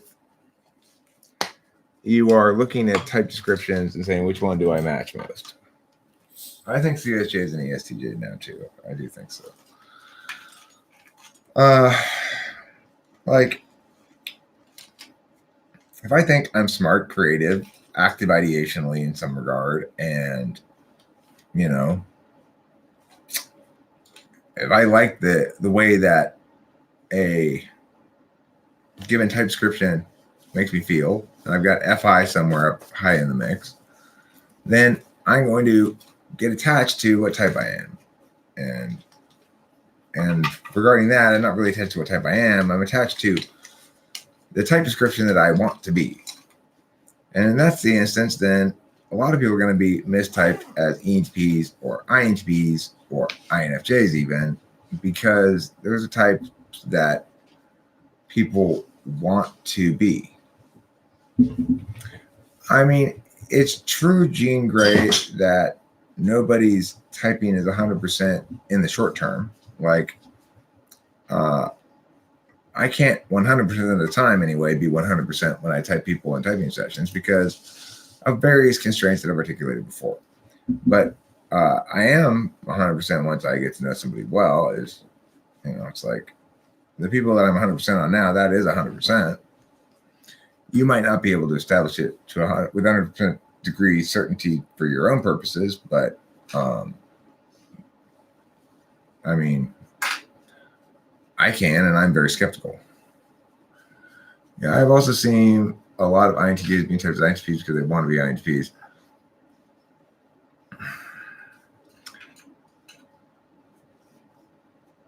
No, I know not everybody does want to be a certain type. Some people simply evaluate the wrong criteria, or I mean, it's like the thing is, sometimes you'll get conflicting indications. Being able to distinguish between conflicting indications, which one of those is determinate and why, is kind of a TI-NI thing, a combination of both those things. Not everybody mistypes themselves because of that FI factor. Some people do. Some people mistype themselves because they get misleading information from other people. Some people get mistyped by somebody else and get sold a line of goods about themselves being that type that then they end up disproving or whatever.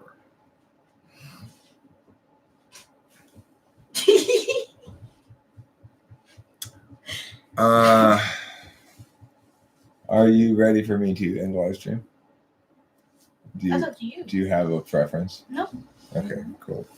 To a certain extent, I'm still getting used to the fact that Rachel basically doesn't seem to think things that don't impose on her at all are nevertheless things that she should bust my chops about. I've always experienced in the past that even if I'm not imposing on the other person in the relationship at all, then I still get my chops busted for not being either available enough, attentive enough, considerate enough, or something like that. So it's $100. It's an hour-long conversation that sometimes a little less, but usually an hour. And if it's less, it's because the person who I'm typing has had enough. It's usually an ISFP. They've had enough words after about 40 minutes. It entails me asking a bunch of questions, listening to how you answer them, not just what the answer is, and evaluating some of the cognitive functions that can be tested directly as skills.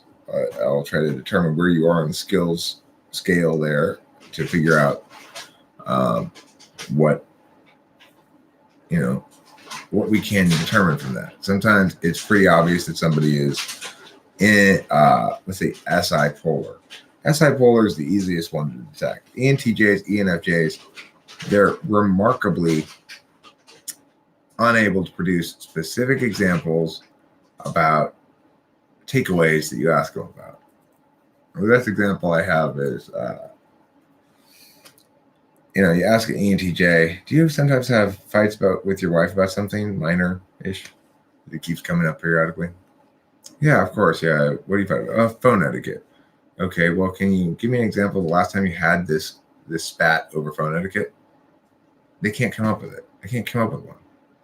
So it's pretty stark in those instances. You're dealing with an ENTJ or an ENFJ, because SI polar it's strange how, like, things, if I go, let me tell you about my morning to an ENTJ, and I do the litany of inconsequential events from when I got up to when I went to bed, which is all right. And I say, now you do that about your morning. They go, I don't know, got up, I guess I ate something. I don't know, did some work, now it's here.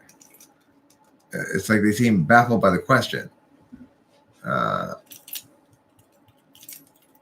So there's a lot of different things I can do to eliminate certain types of possibilities and or nail down certain types of possibilities with a degree of definitiveness, because they link to skills. The ones that don't link to skills, I can check across multiple different non-skills vectors, like how it plays out as a value, how certain things you can hear, how people talk reveals a lot,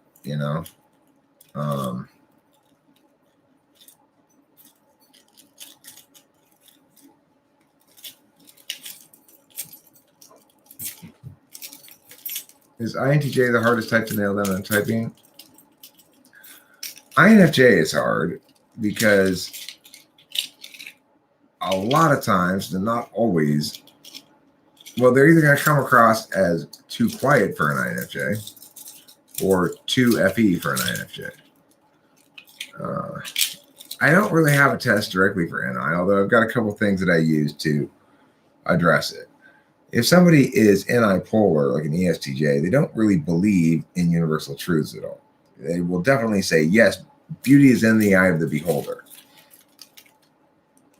For some NI DOMs who've thought about it a lot, they'll respond accurately to how they actually feel about it and say, actually, I think there are universal aesthetic truths, and some things adhere to them or attain them, and some things don't.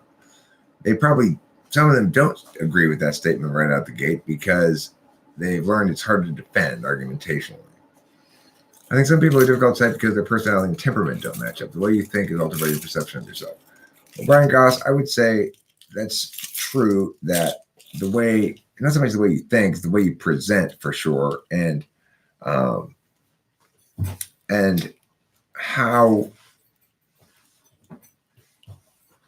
much your thinking serves your ultimate well-being or not is a question as well. I'm happy you found Rachel Eric as a reaction to you getting used to being treated right. She reminds me of a girl that I let slip through my fingers without realizing it at the time. She's great. And I am getting used to being treated right. And I think she is too.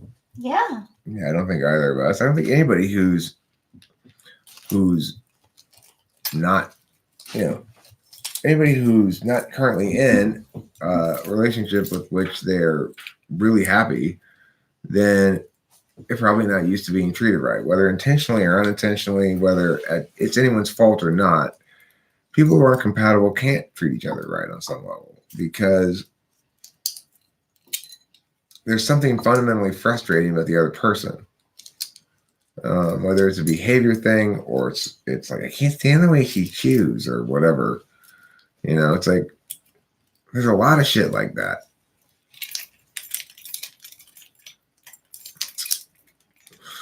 Yeah, I mean, you got a good point there. If I do typically say the best person to identify a person of a given type is another person of that same type. They can see through the differences in enneagram perhaps or display or whatever. I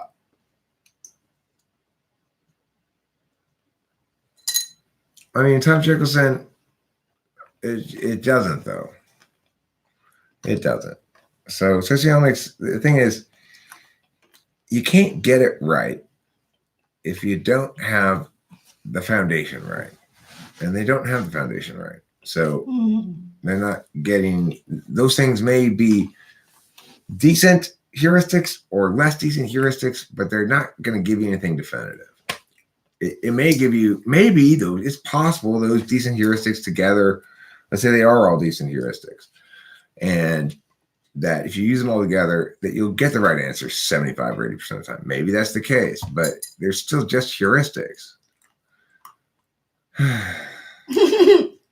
Oh, Tom Jickelson. They're not skills things. You have no clear determination as to what comprises a process orientation, what comprises a results orientation. It's an arbitrary distinction. Now, check that against, for example, the number one, the skills aspect, which is definitely distinct and preferable. And number two, the multiplicity of vectors approach, which is definitely distinct and preferable.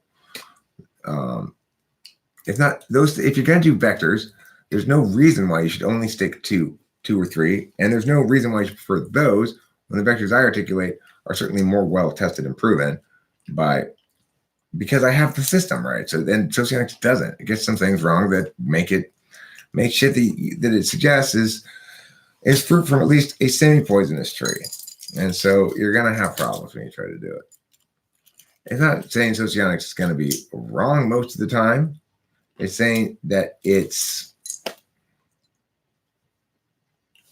you start taking it as the definitive answer rather than utilizing a more nuanced approach or a more complete approach, then you're going to get some wrong things that you get wrong consistently. And then you start having yourself a series of metaphysical toe stubbings, which you do not want to have.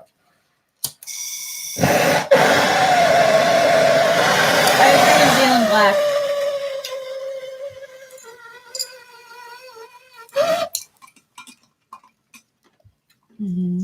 This guy, that guy, me.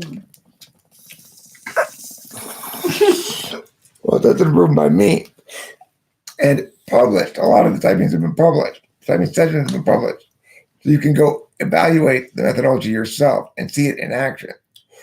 You can make notes as to where it would differ from those other things. You could do that legwork if you wanted to. There's no equivalent for sociology. You can't do that kind of legwork. When I'm telling you a typing session, here's why this person is this and this and this and not this and this and this. You can test and see, okay, well, what Eric said there violates what sociology says here. And you can see which one creates a more complete packet of ideas that has fewer contradictions and makes more sense and links better to reality. If socionics did a better job, I would be using it. That's it. You might drop it there.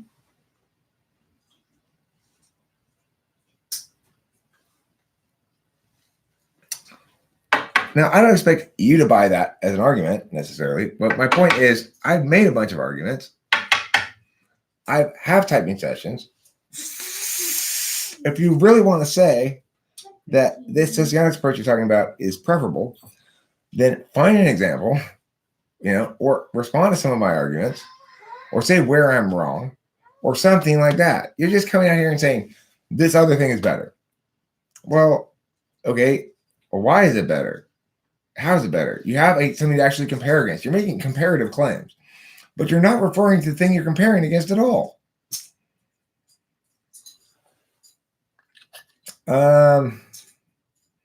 It's not my own system. I have correctly deduced, inferred, and otherwise determined the best mechanical representation of what's actually going on based on how words mean things and definitions and what it means to have a model and a bunch of other shit. It's more correct to say I've discovered the truth than it is to say that I have my own system. That I figured out where the other systems were wrong and fixed it is the best way to put it. Because I am actually a debate coach, right? That's what I do. Sometimes kids pay me from across country even. They used to, not really anymore. I'm not that active in the debate community, so I don't have that kind of name anymore at the moment. But they used to, contact me from across country, send me their debate cases to do, casework on them, right? That's exactly the sort of thing I do. I say, okay, well, here's what's wrong with this case. I'm very good at that. That's what I did with the existing ideas. I went around, I said, here's what's wrong with these ones. And here's what's wrong with this. Here's how I can defeat it.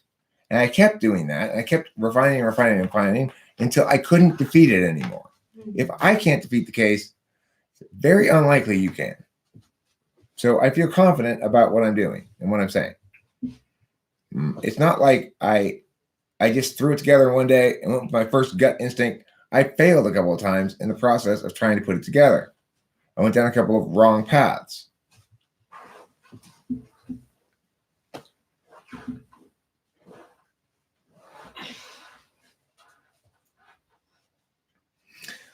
Well, Eileen, the thing is, again, you're mistaking your experience for universal here because the difficulty of the questions goes along with the ability of the person you're asking the questions to.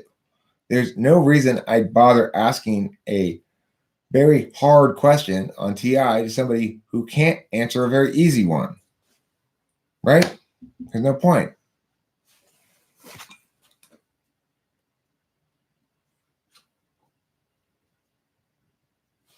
So if you think I asked you two easy TI questions, if you think my TI questions that I'm asking in general are too easy, well, then you are not thinking about the TI questions as a means of typing people. You're thinking about them as a means of challenging Eileen.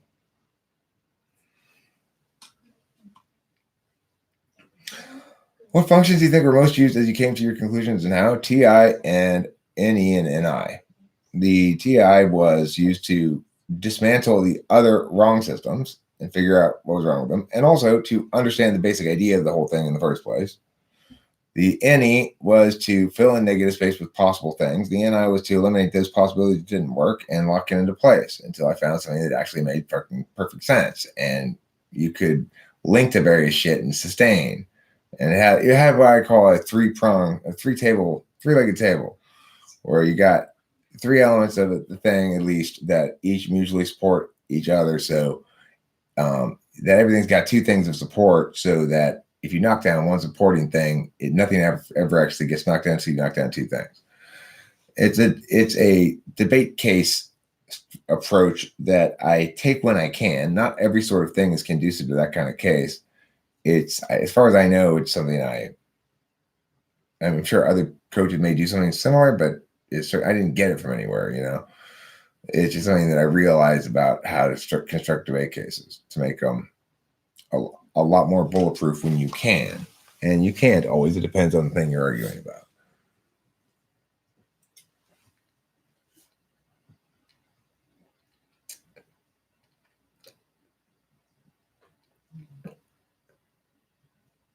No, it doesn't mean that, Eileen. Again, I've never typed you, remember?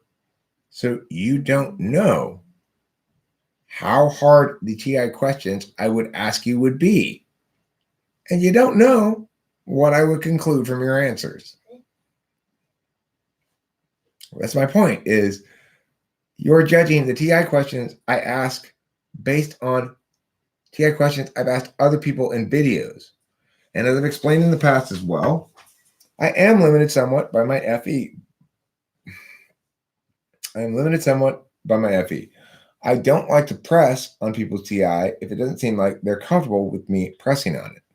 People do tend to think I am trying to make them look dumb if I'm asking them a bunch of questions they can't answer, or feel as though they're being made to look dumb, whether I'm trying to or not. I'm obviously not trying to. I'm just trying to nail down exactly where the TI is.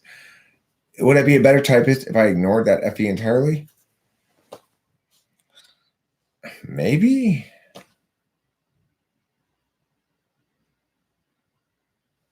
I don't know. I don't know. I agree with what you first said. What was it? 2 cents. I agree with you were first saying. What did I first say? I don't remember. I'm only there at this point, but something about poo, probably. Yeah, it does stink. The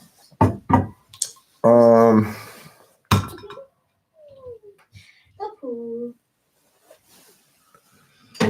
Well, that's the thing with NI, with TI, What is TI? TI is my shy pie. TI is my shy pie, Jeebus. That's what TI is. It's the shyest of my shy pies, the shyness of my shy why. Because my pie is so shy, you'd never understand.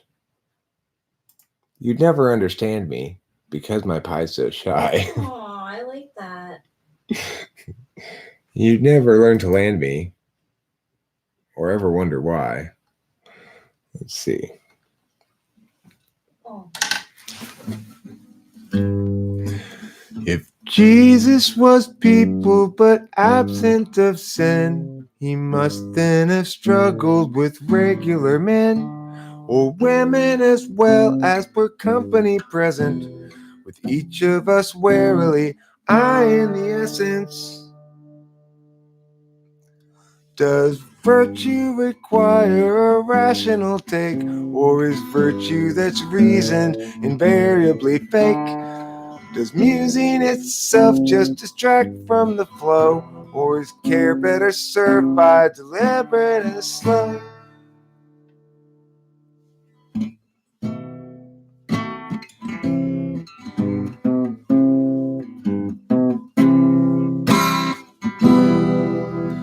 I haven't figured out exactly how the chorus goes yet, but that's the beginning of a little song there.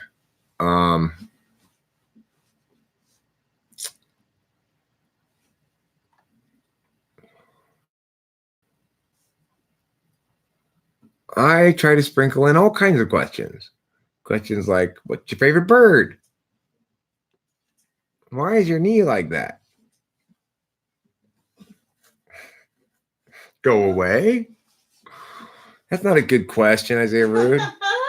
Go away? It's not even a question. God.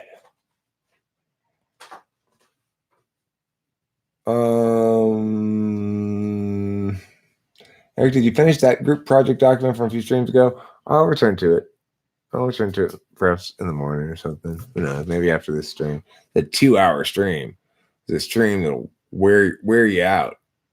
Wear you out.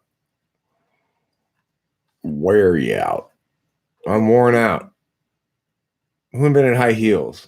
Some sadist. Who would want to wear high heels? Ladies. Ladies like to wear high heels for some reason.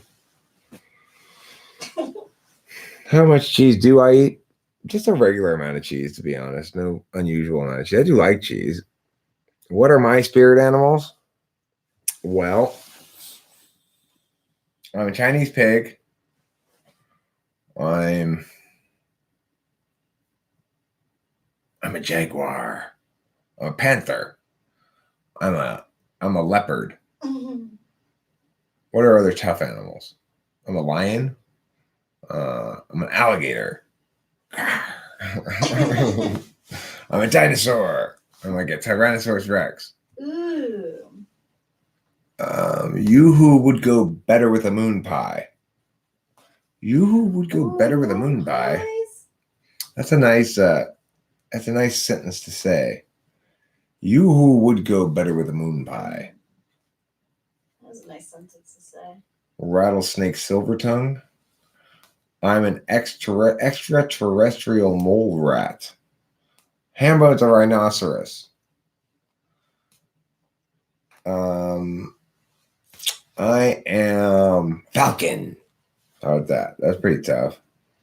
I just jumped off the fucking. That made me laugh so much it made me not concentrate on the game. I just killed myself.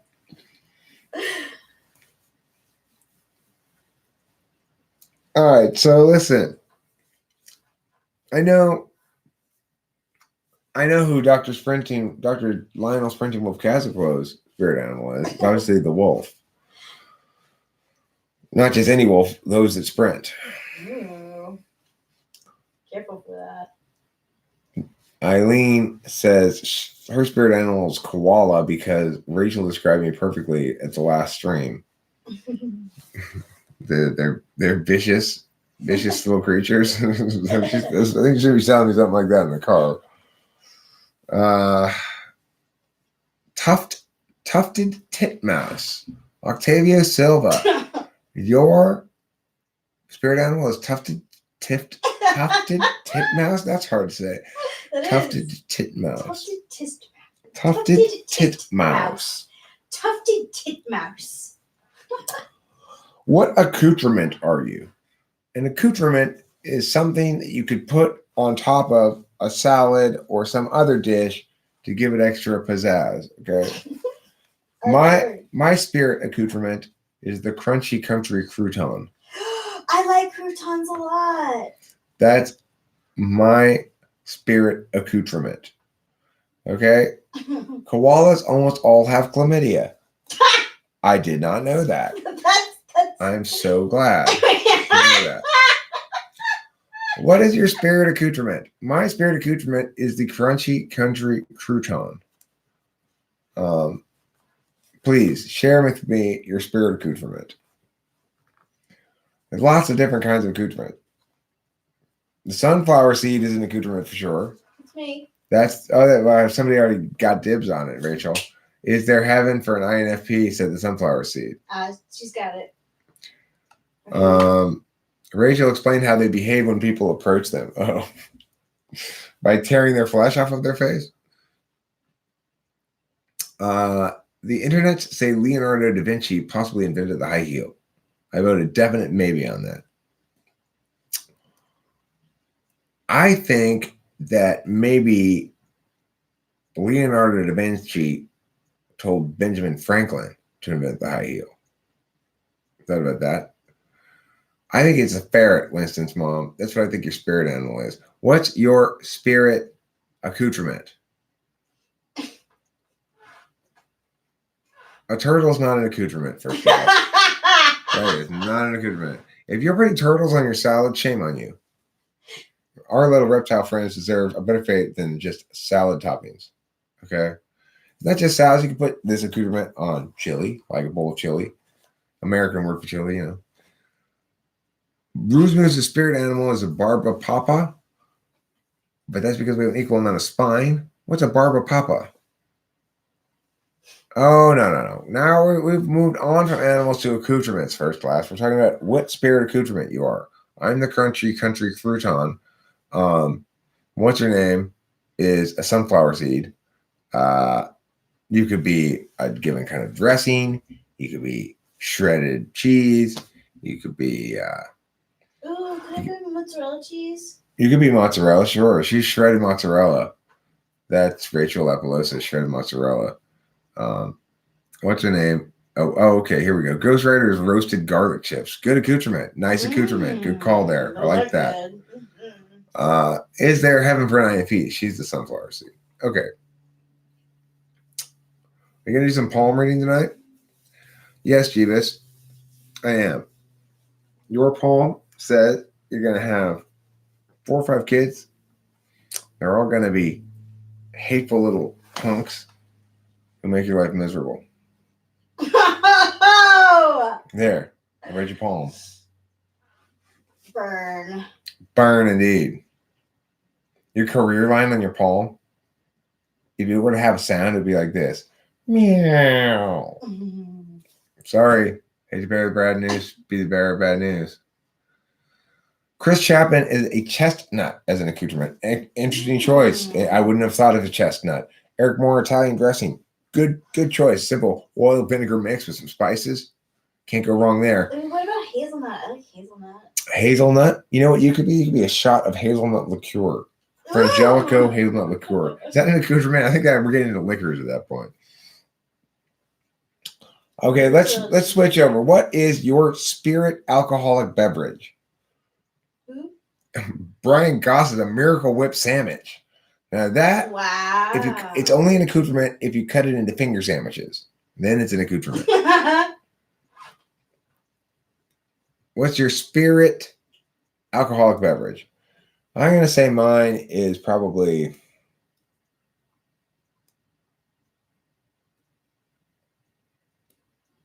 a really good gin and tonic. You know. That's a special one because it's not easy to get a really good one. Yeah, Bombay Sapphire and tonic, a little lime. Can't get more refreshing than that. Alcoholic, yeah. Spirit alcoholic beverage. Now I can't have my actual spirit alcoholic beverage. I don't drink either, but I can still have a spirit alcoholic beverage. I also don't fly, but I can still have a falcon as a spirit animal. Vanilla rum, says Octavio Silva. That's kind of fruity, Octavio Silva. I don't know if I like that choice. Jägermeister. That's kind of fratty, Eric Moore. I don't know if I like that choice. Shitty cheap vodka. That's kind of 21-year-old Isaiah Root. I don't like that kind of shit. Bavarian lager. Okay, that's fine. I don't drink, Jeeves. But I used to, so I'm very familiar with alcohol. Very good red wine. I'm with you there. Very good, but only very good. Brandy and Coke. You must have some shitty ass brandy if you're putting Coke in it. I like rum and Coke. Twisted tea. Chris Chapman, you're shitty. God. You don't drink that stuff. Who would order a Long Island iced tea? Not me. That shit gets me fucked up. It's too sweet. Who's a Long Island iced tea? Klaus Tauler dry hopped. It tastes like an IPA, non-alcoholic. Really good. Yeah, it is really good. Muy bueno. Last spirit drink is the water from the lakes in Chernobyl. I bet. Fancy. Slow gin fizz. Yeah, gin vomiting is bad.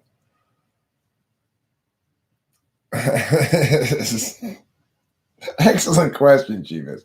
Can recovering alcoholics still beer bong to the rectum? The answer is no. That will get you drunk.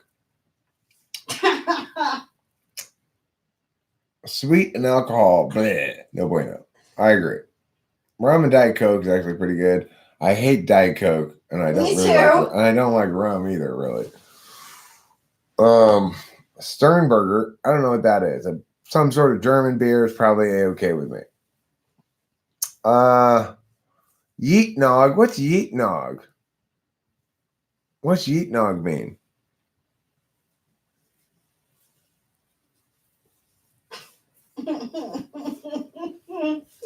That brain's working.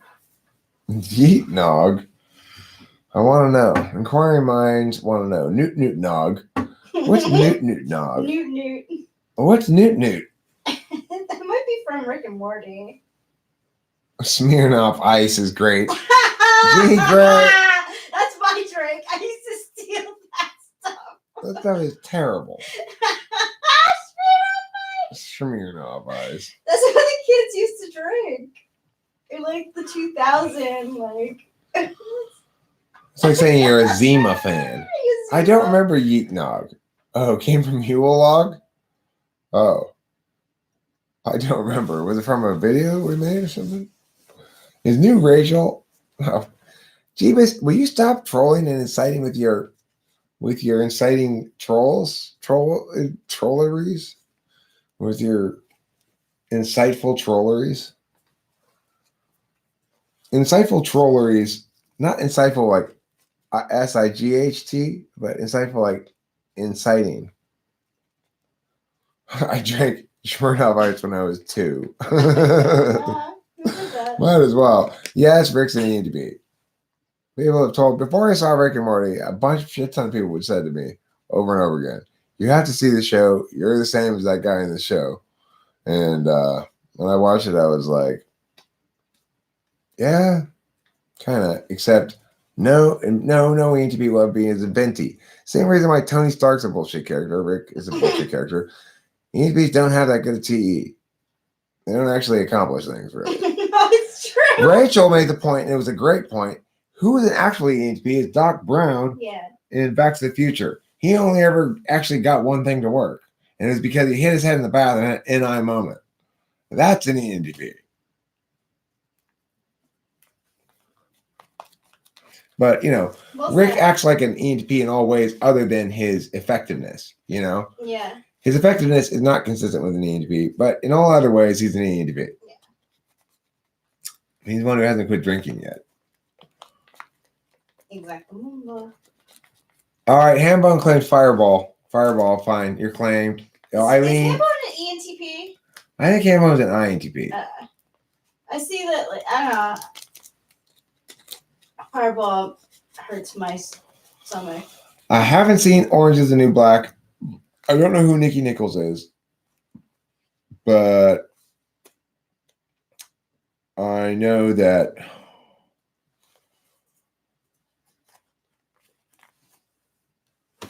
I know a lot of different things, but not that. It's hard to articulate any one specific thing that I know without just picking randomly. Hambo. Jeebus. You're really I can't. You're really being hard to ignore today. So congratulations. Fireball. Ain't no fireball for me. That's just whiskey made worse with some other random shit. It hurts. The best way to drink if you want to not have a hangover and have a successful drinking life, the only successful way to have a drinking life is to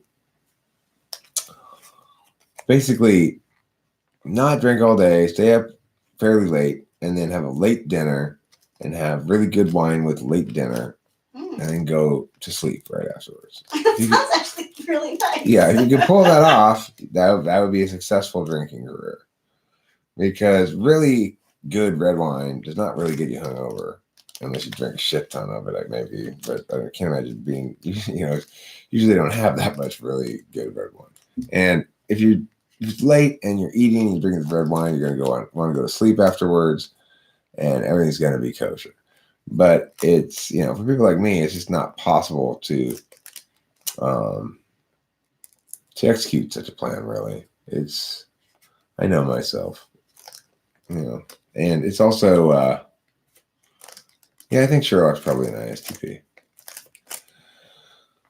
I also know that it's part of the deal I made, a magical deal I made. A lot of shit that I get in life, it's good, stems from my keeping my end of the deal. So I wouldn't want to mess that up. Okay. Why do birds suddenly appear every time you are near? Just like me, they want to be close to you. Hambone!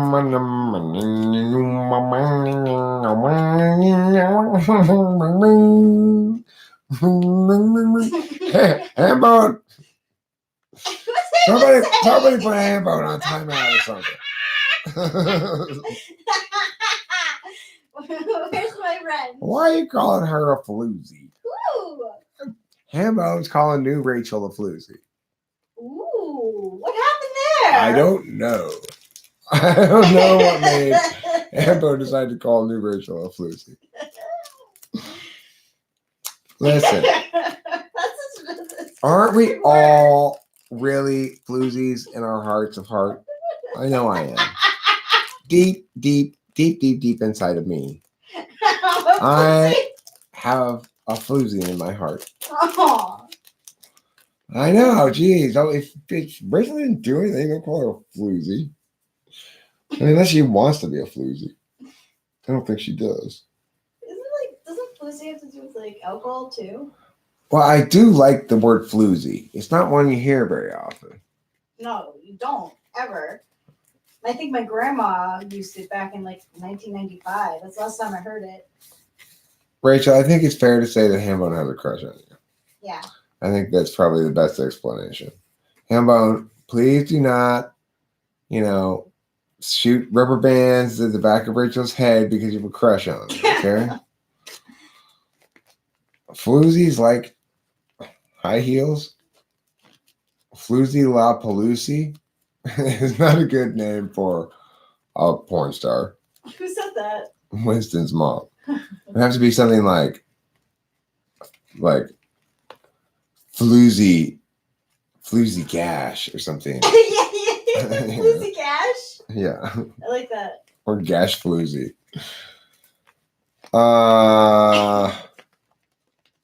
Is Rachel rocking the pumpkin outfit today? No, Rachel's not rocking her orange sweatshirt, if that's what you mean. Not a pumpkin outfit. I'm going to put Jeebus. I'm going to remove your comment. Ooh. That's a warning, mister. That's a warning. Hambone has broken Rachel's heart. Do you see that? Where? Do you see that she wrote that here? New Rachel. What'd she do? She has had her heart broken by Hambone. What happened? Hambone called her a floozy. Oh. Make up. I drank an entire bottle of Boone's Farm Strawberry Hill. That is some rot gut. Oh, man. Boone's in 1973. Farm. That's the stuff that I used to take out from my parents' refrigerator. Listen, Jeebus, take a milk thistle supplement and stick it up your butt, okay? Nice, babe. Eric, do you know all the regular people in the chat's types? No, I don't know anybody's type. I know, like, some people what they say they are or what they are, Winston's mom says she's an INTJ. I have no reason, never encountered anything that runs afoul of that. I know that.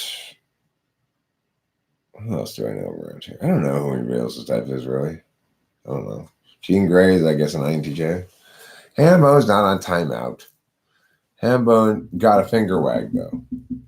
Oh, I know what you are, Isaiah Root, I guess. I typed you as INTP? Did I type you? I don't remember typing you. That's funny. Isaiah Root. I guess I typed him sometime. Who is he? He's that guy. Isaiah Root. I know, but what type is he? Oh, INTP. Oh, yeah. That's what you said before when I asked you, too. So that runs consistent with what you said. Ghost Rider. I'm INFP. Sorry. First, last, you got a no. I did formally type you, huh? Shitty ass eye. We would all get a notification we were on timeout. PP is definitely ISFP and not INFP. Good question, Chris Chapin. Rachel, do you think there's a chance that PP is an INFP, or you with me that just ISFP? ISFP. What a nice picture. Rachel agrees with me, ISFP. Yes, I remember the Richard Gere story about the gerbil. Was that just urban legend or was it true? Did he put up his butt or something? Yeah. Yeah, I think that's probably true. And urban legend. I don't know. We gotta ask him. If I'm running into him, that's what I'm gonna ask. Did you really put that gerbil up your butt? It's definitely a valid question because it's all over the internet. You're like, no, everybody gets that wrong.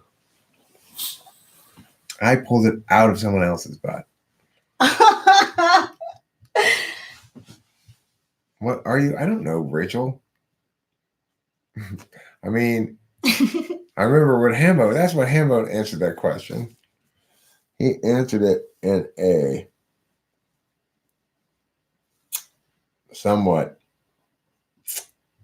sassy, you might say. Sassy's a good word. Jeebus says Jean Grey's an EFJ. Which kind? N or S? I don't think she's either one. Oh, that's cool. Richard Gere has the most beautiful bed and breakfast in upstate New York. It is swarming with gerbils.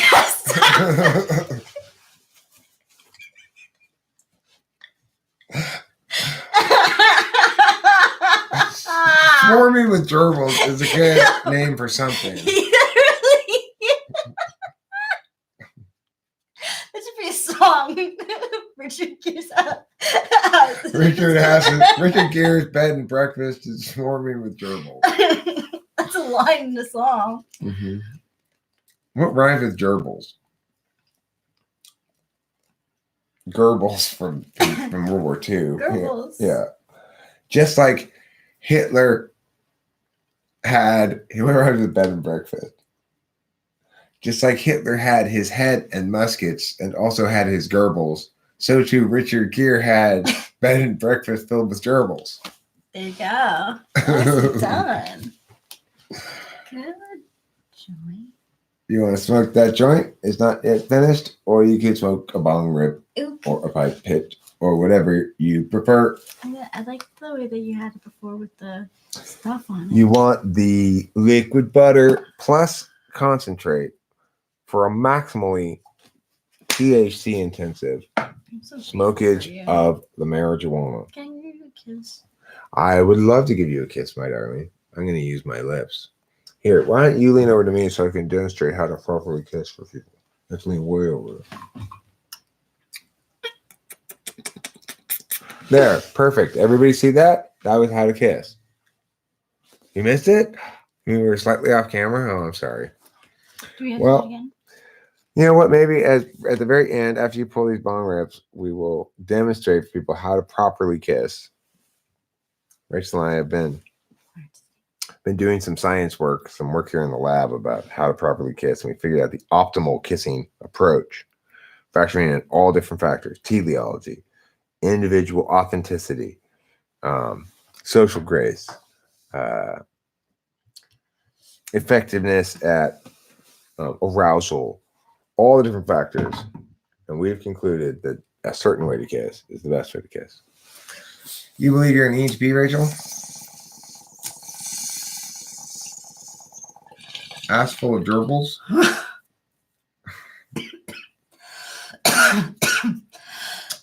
If somebody describes to you a difficult problem, you should go, well, that's a real ass full of gerbils you got there.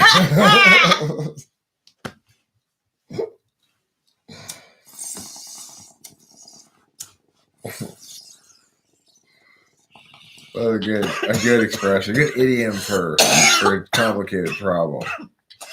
I hate doing stuff in. Only a billionaire gets to smoke weed, decide to build a rocket, and fly into outer space. It's dumb use of your resources. What a waste of energy and time. Who wants to go to outer space? What the fuck's out there? Nothing good. Nothing. There's nobody out there. Aren't any good parties in outer space. There's not,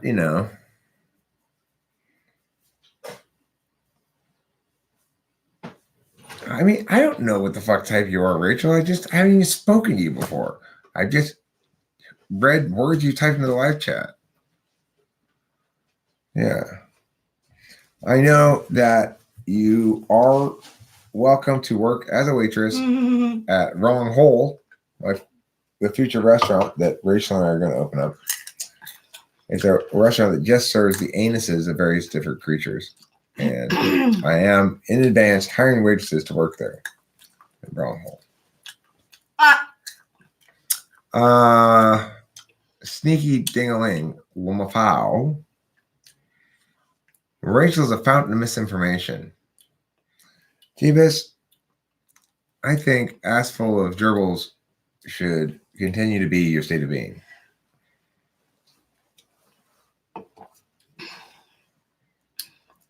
Yes, I don't know what Rachel is. How indeed could I know? I don't know what Rachel is. I would not know about that.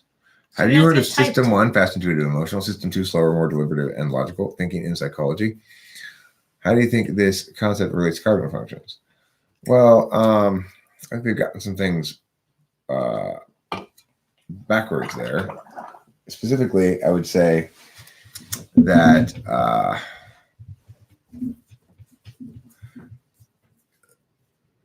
somebody like my father, for example, is very much slower and deliberative in sort of personality display and logical in the TE sense. But that's not actually really deliberation. That's anticipation of ordinality considerations. Like when we get to Hawaii, is mom's yelling going to cause a big problem for us? Is an anticipatory thing. Maybe we shouldn't take her because she's yelling too much. Maybe we shouldn't take her because she's too difficult. Maybe we should take her because we have one good day. Maybe we should take her. We have one bad day. Maybe we shouldn't take her. It might seem more deliberative. That's not actually deliberation. That's a lack of using deliberation, ignoring the deliberative considerations and being anti-polar. Now, in contrast, I might seem non-deliberative because I talk fast, I make decisions fast, I whatever. But I'm actually doing real deliberation all the time. And part of my quickness has to do with if and when I have a given thing already pre-deliberated out or not. Something that I do have to be slower on. It's kind of they've mixed a couple of things together. In other words, there's TI deliberation and there's TE deliberation. TI deliberation is just as active almost in a TI tool user as it is in a TI DOM. It's just that that person's extroverted. So you're conflating different things and mishmashing things together a bit with that categorization. But other than that, I would say it is not a terrible taxonomy to have noted that there are some people who are very judgy in their like processes, and others that are more intuitive and or process oriented. What's that? All right, so I'm gonna. You finish pulling this ball? No, you want to pull the rest of it? Oh, you. Okay, I'll pull it. Please. So, capybaras are not allowed at talking with Finnish people.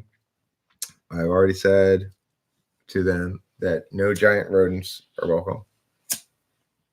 Like possums? Capybaras. What the hell are those? Giant rodents of South America. No, thank you. Yeah, I've already indicated they're not welcome. Chupacabras? Is that a thing?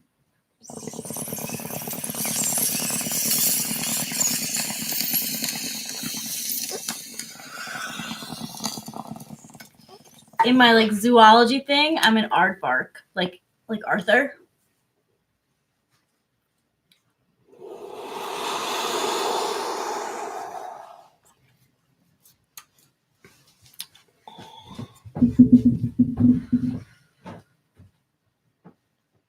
If I could have some weird exotic animal, it would be an anteater.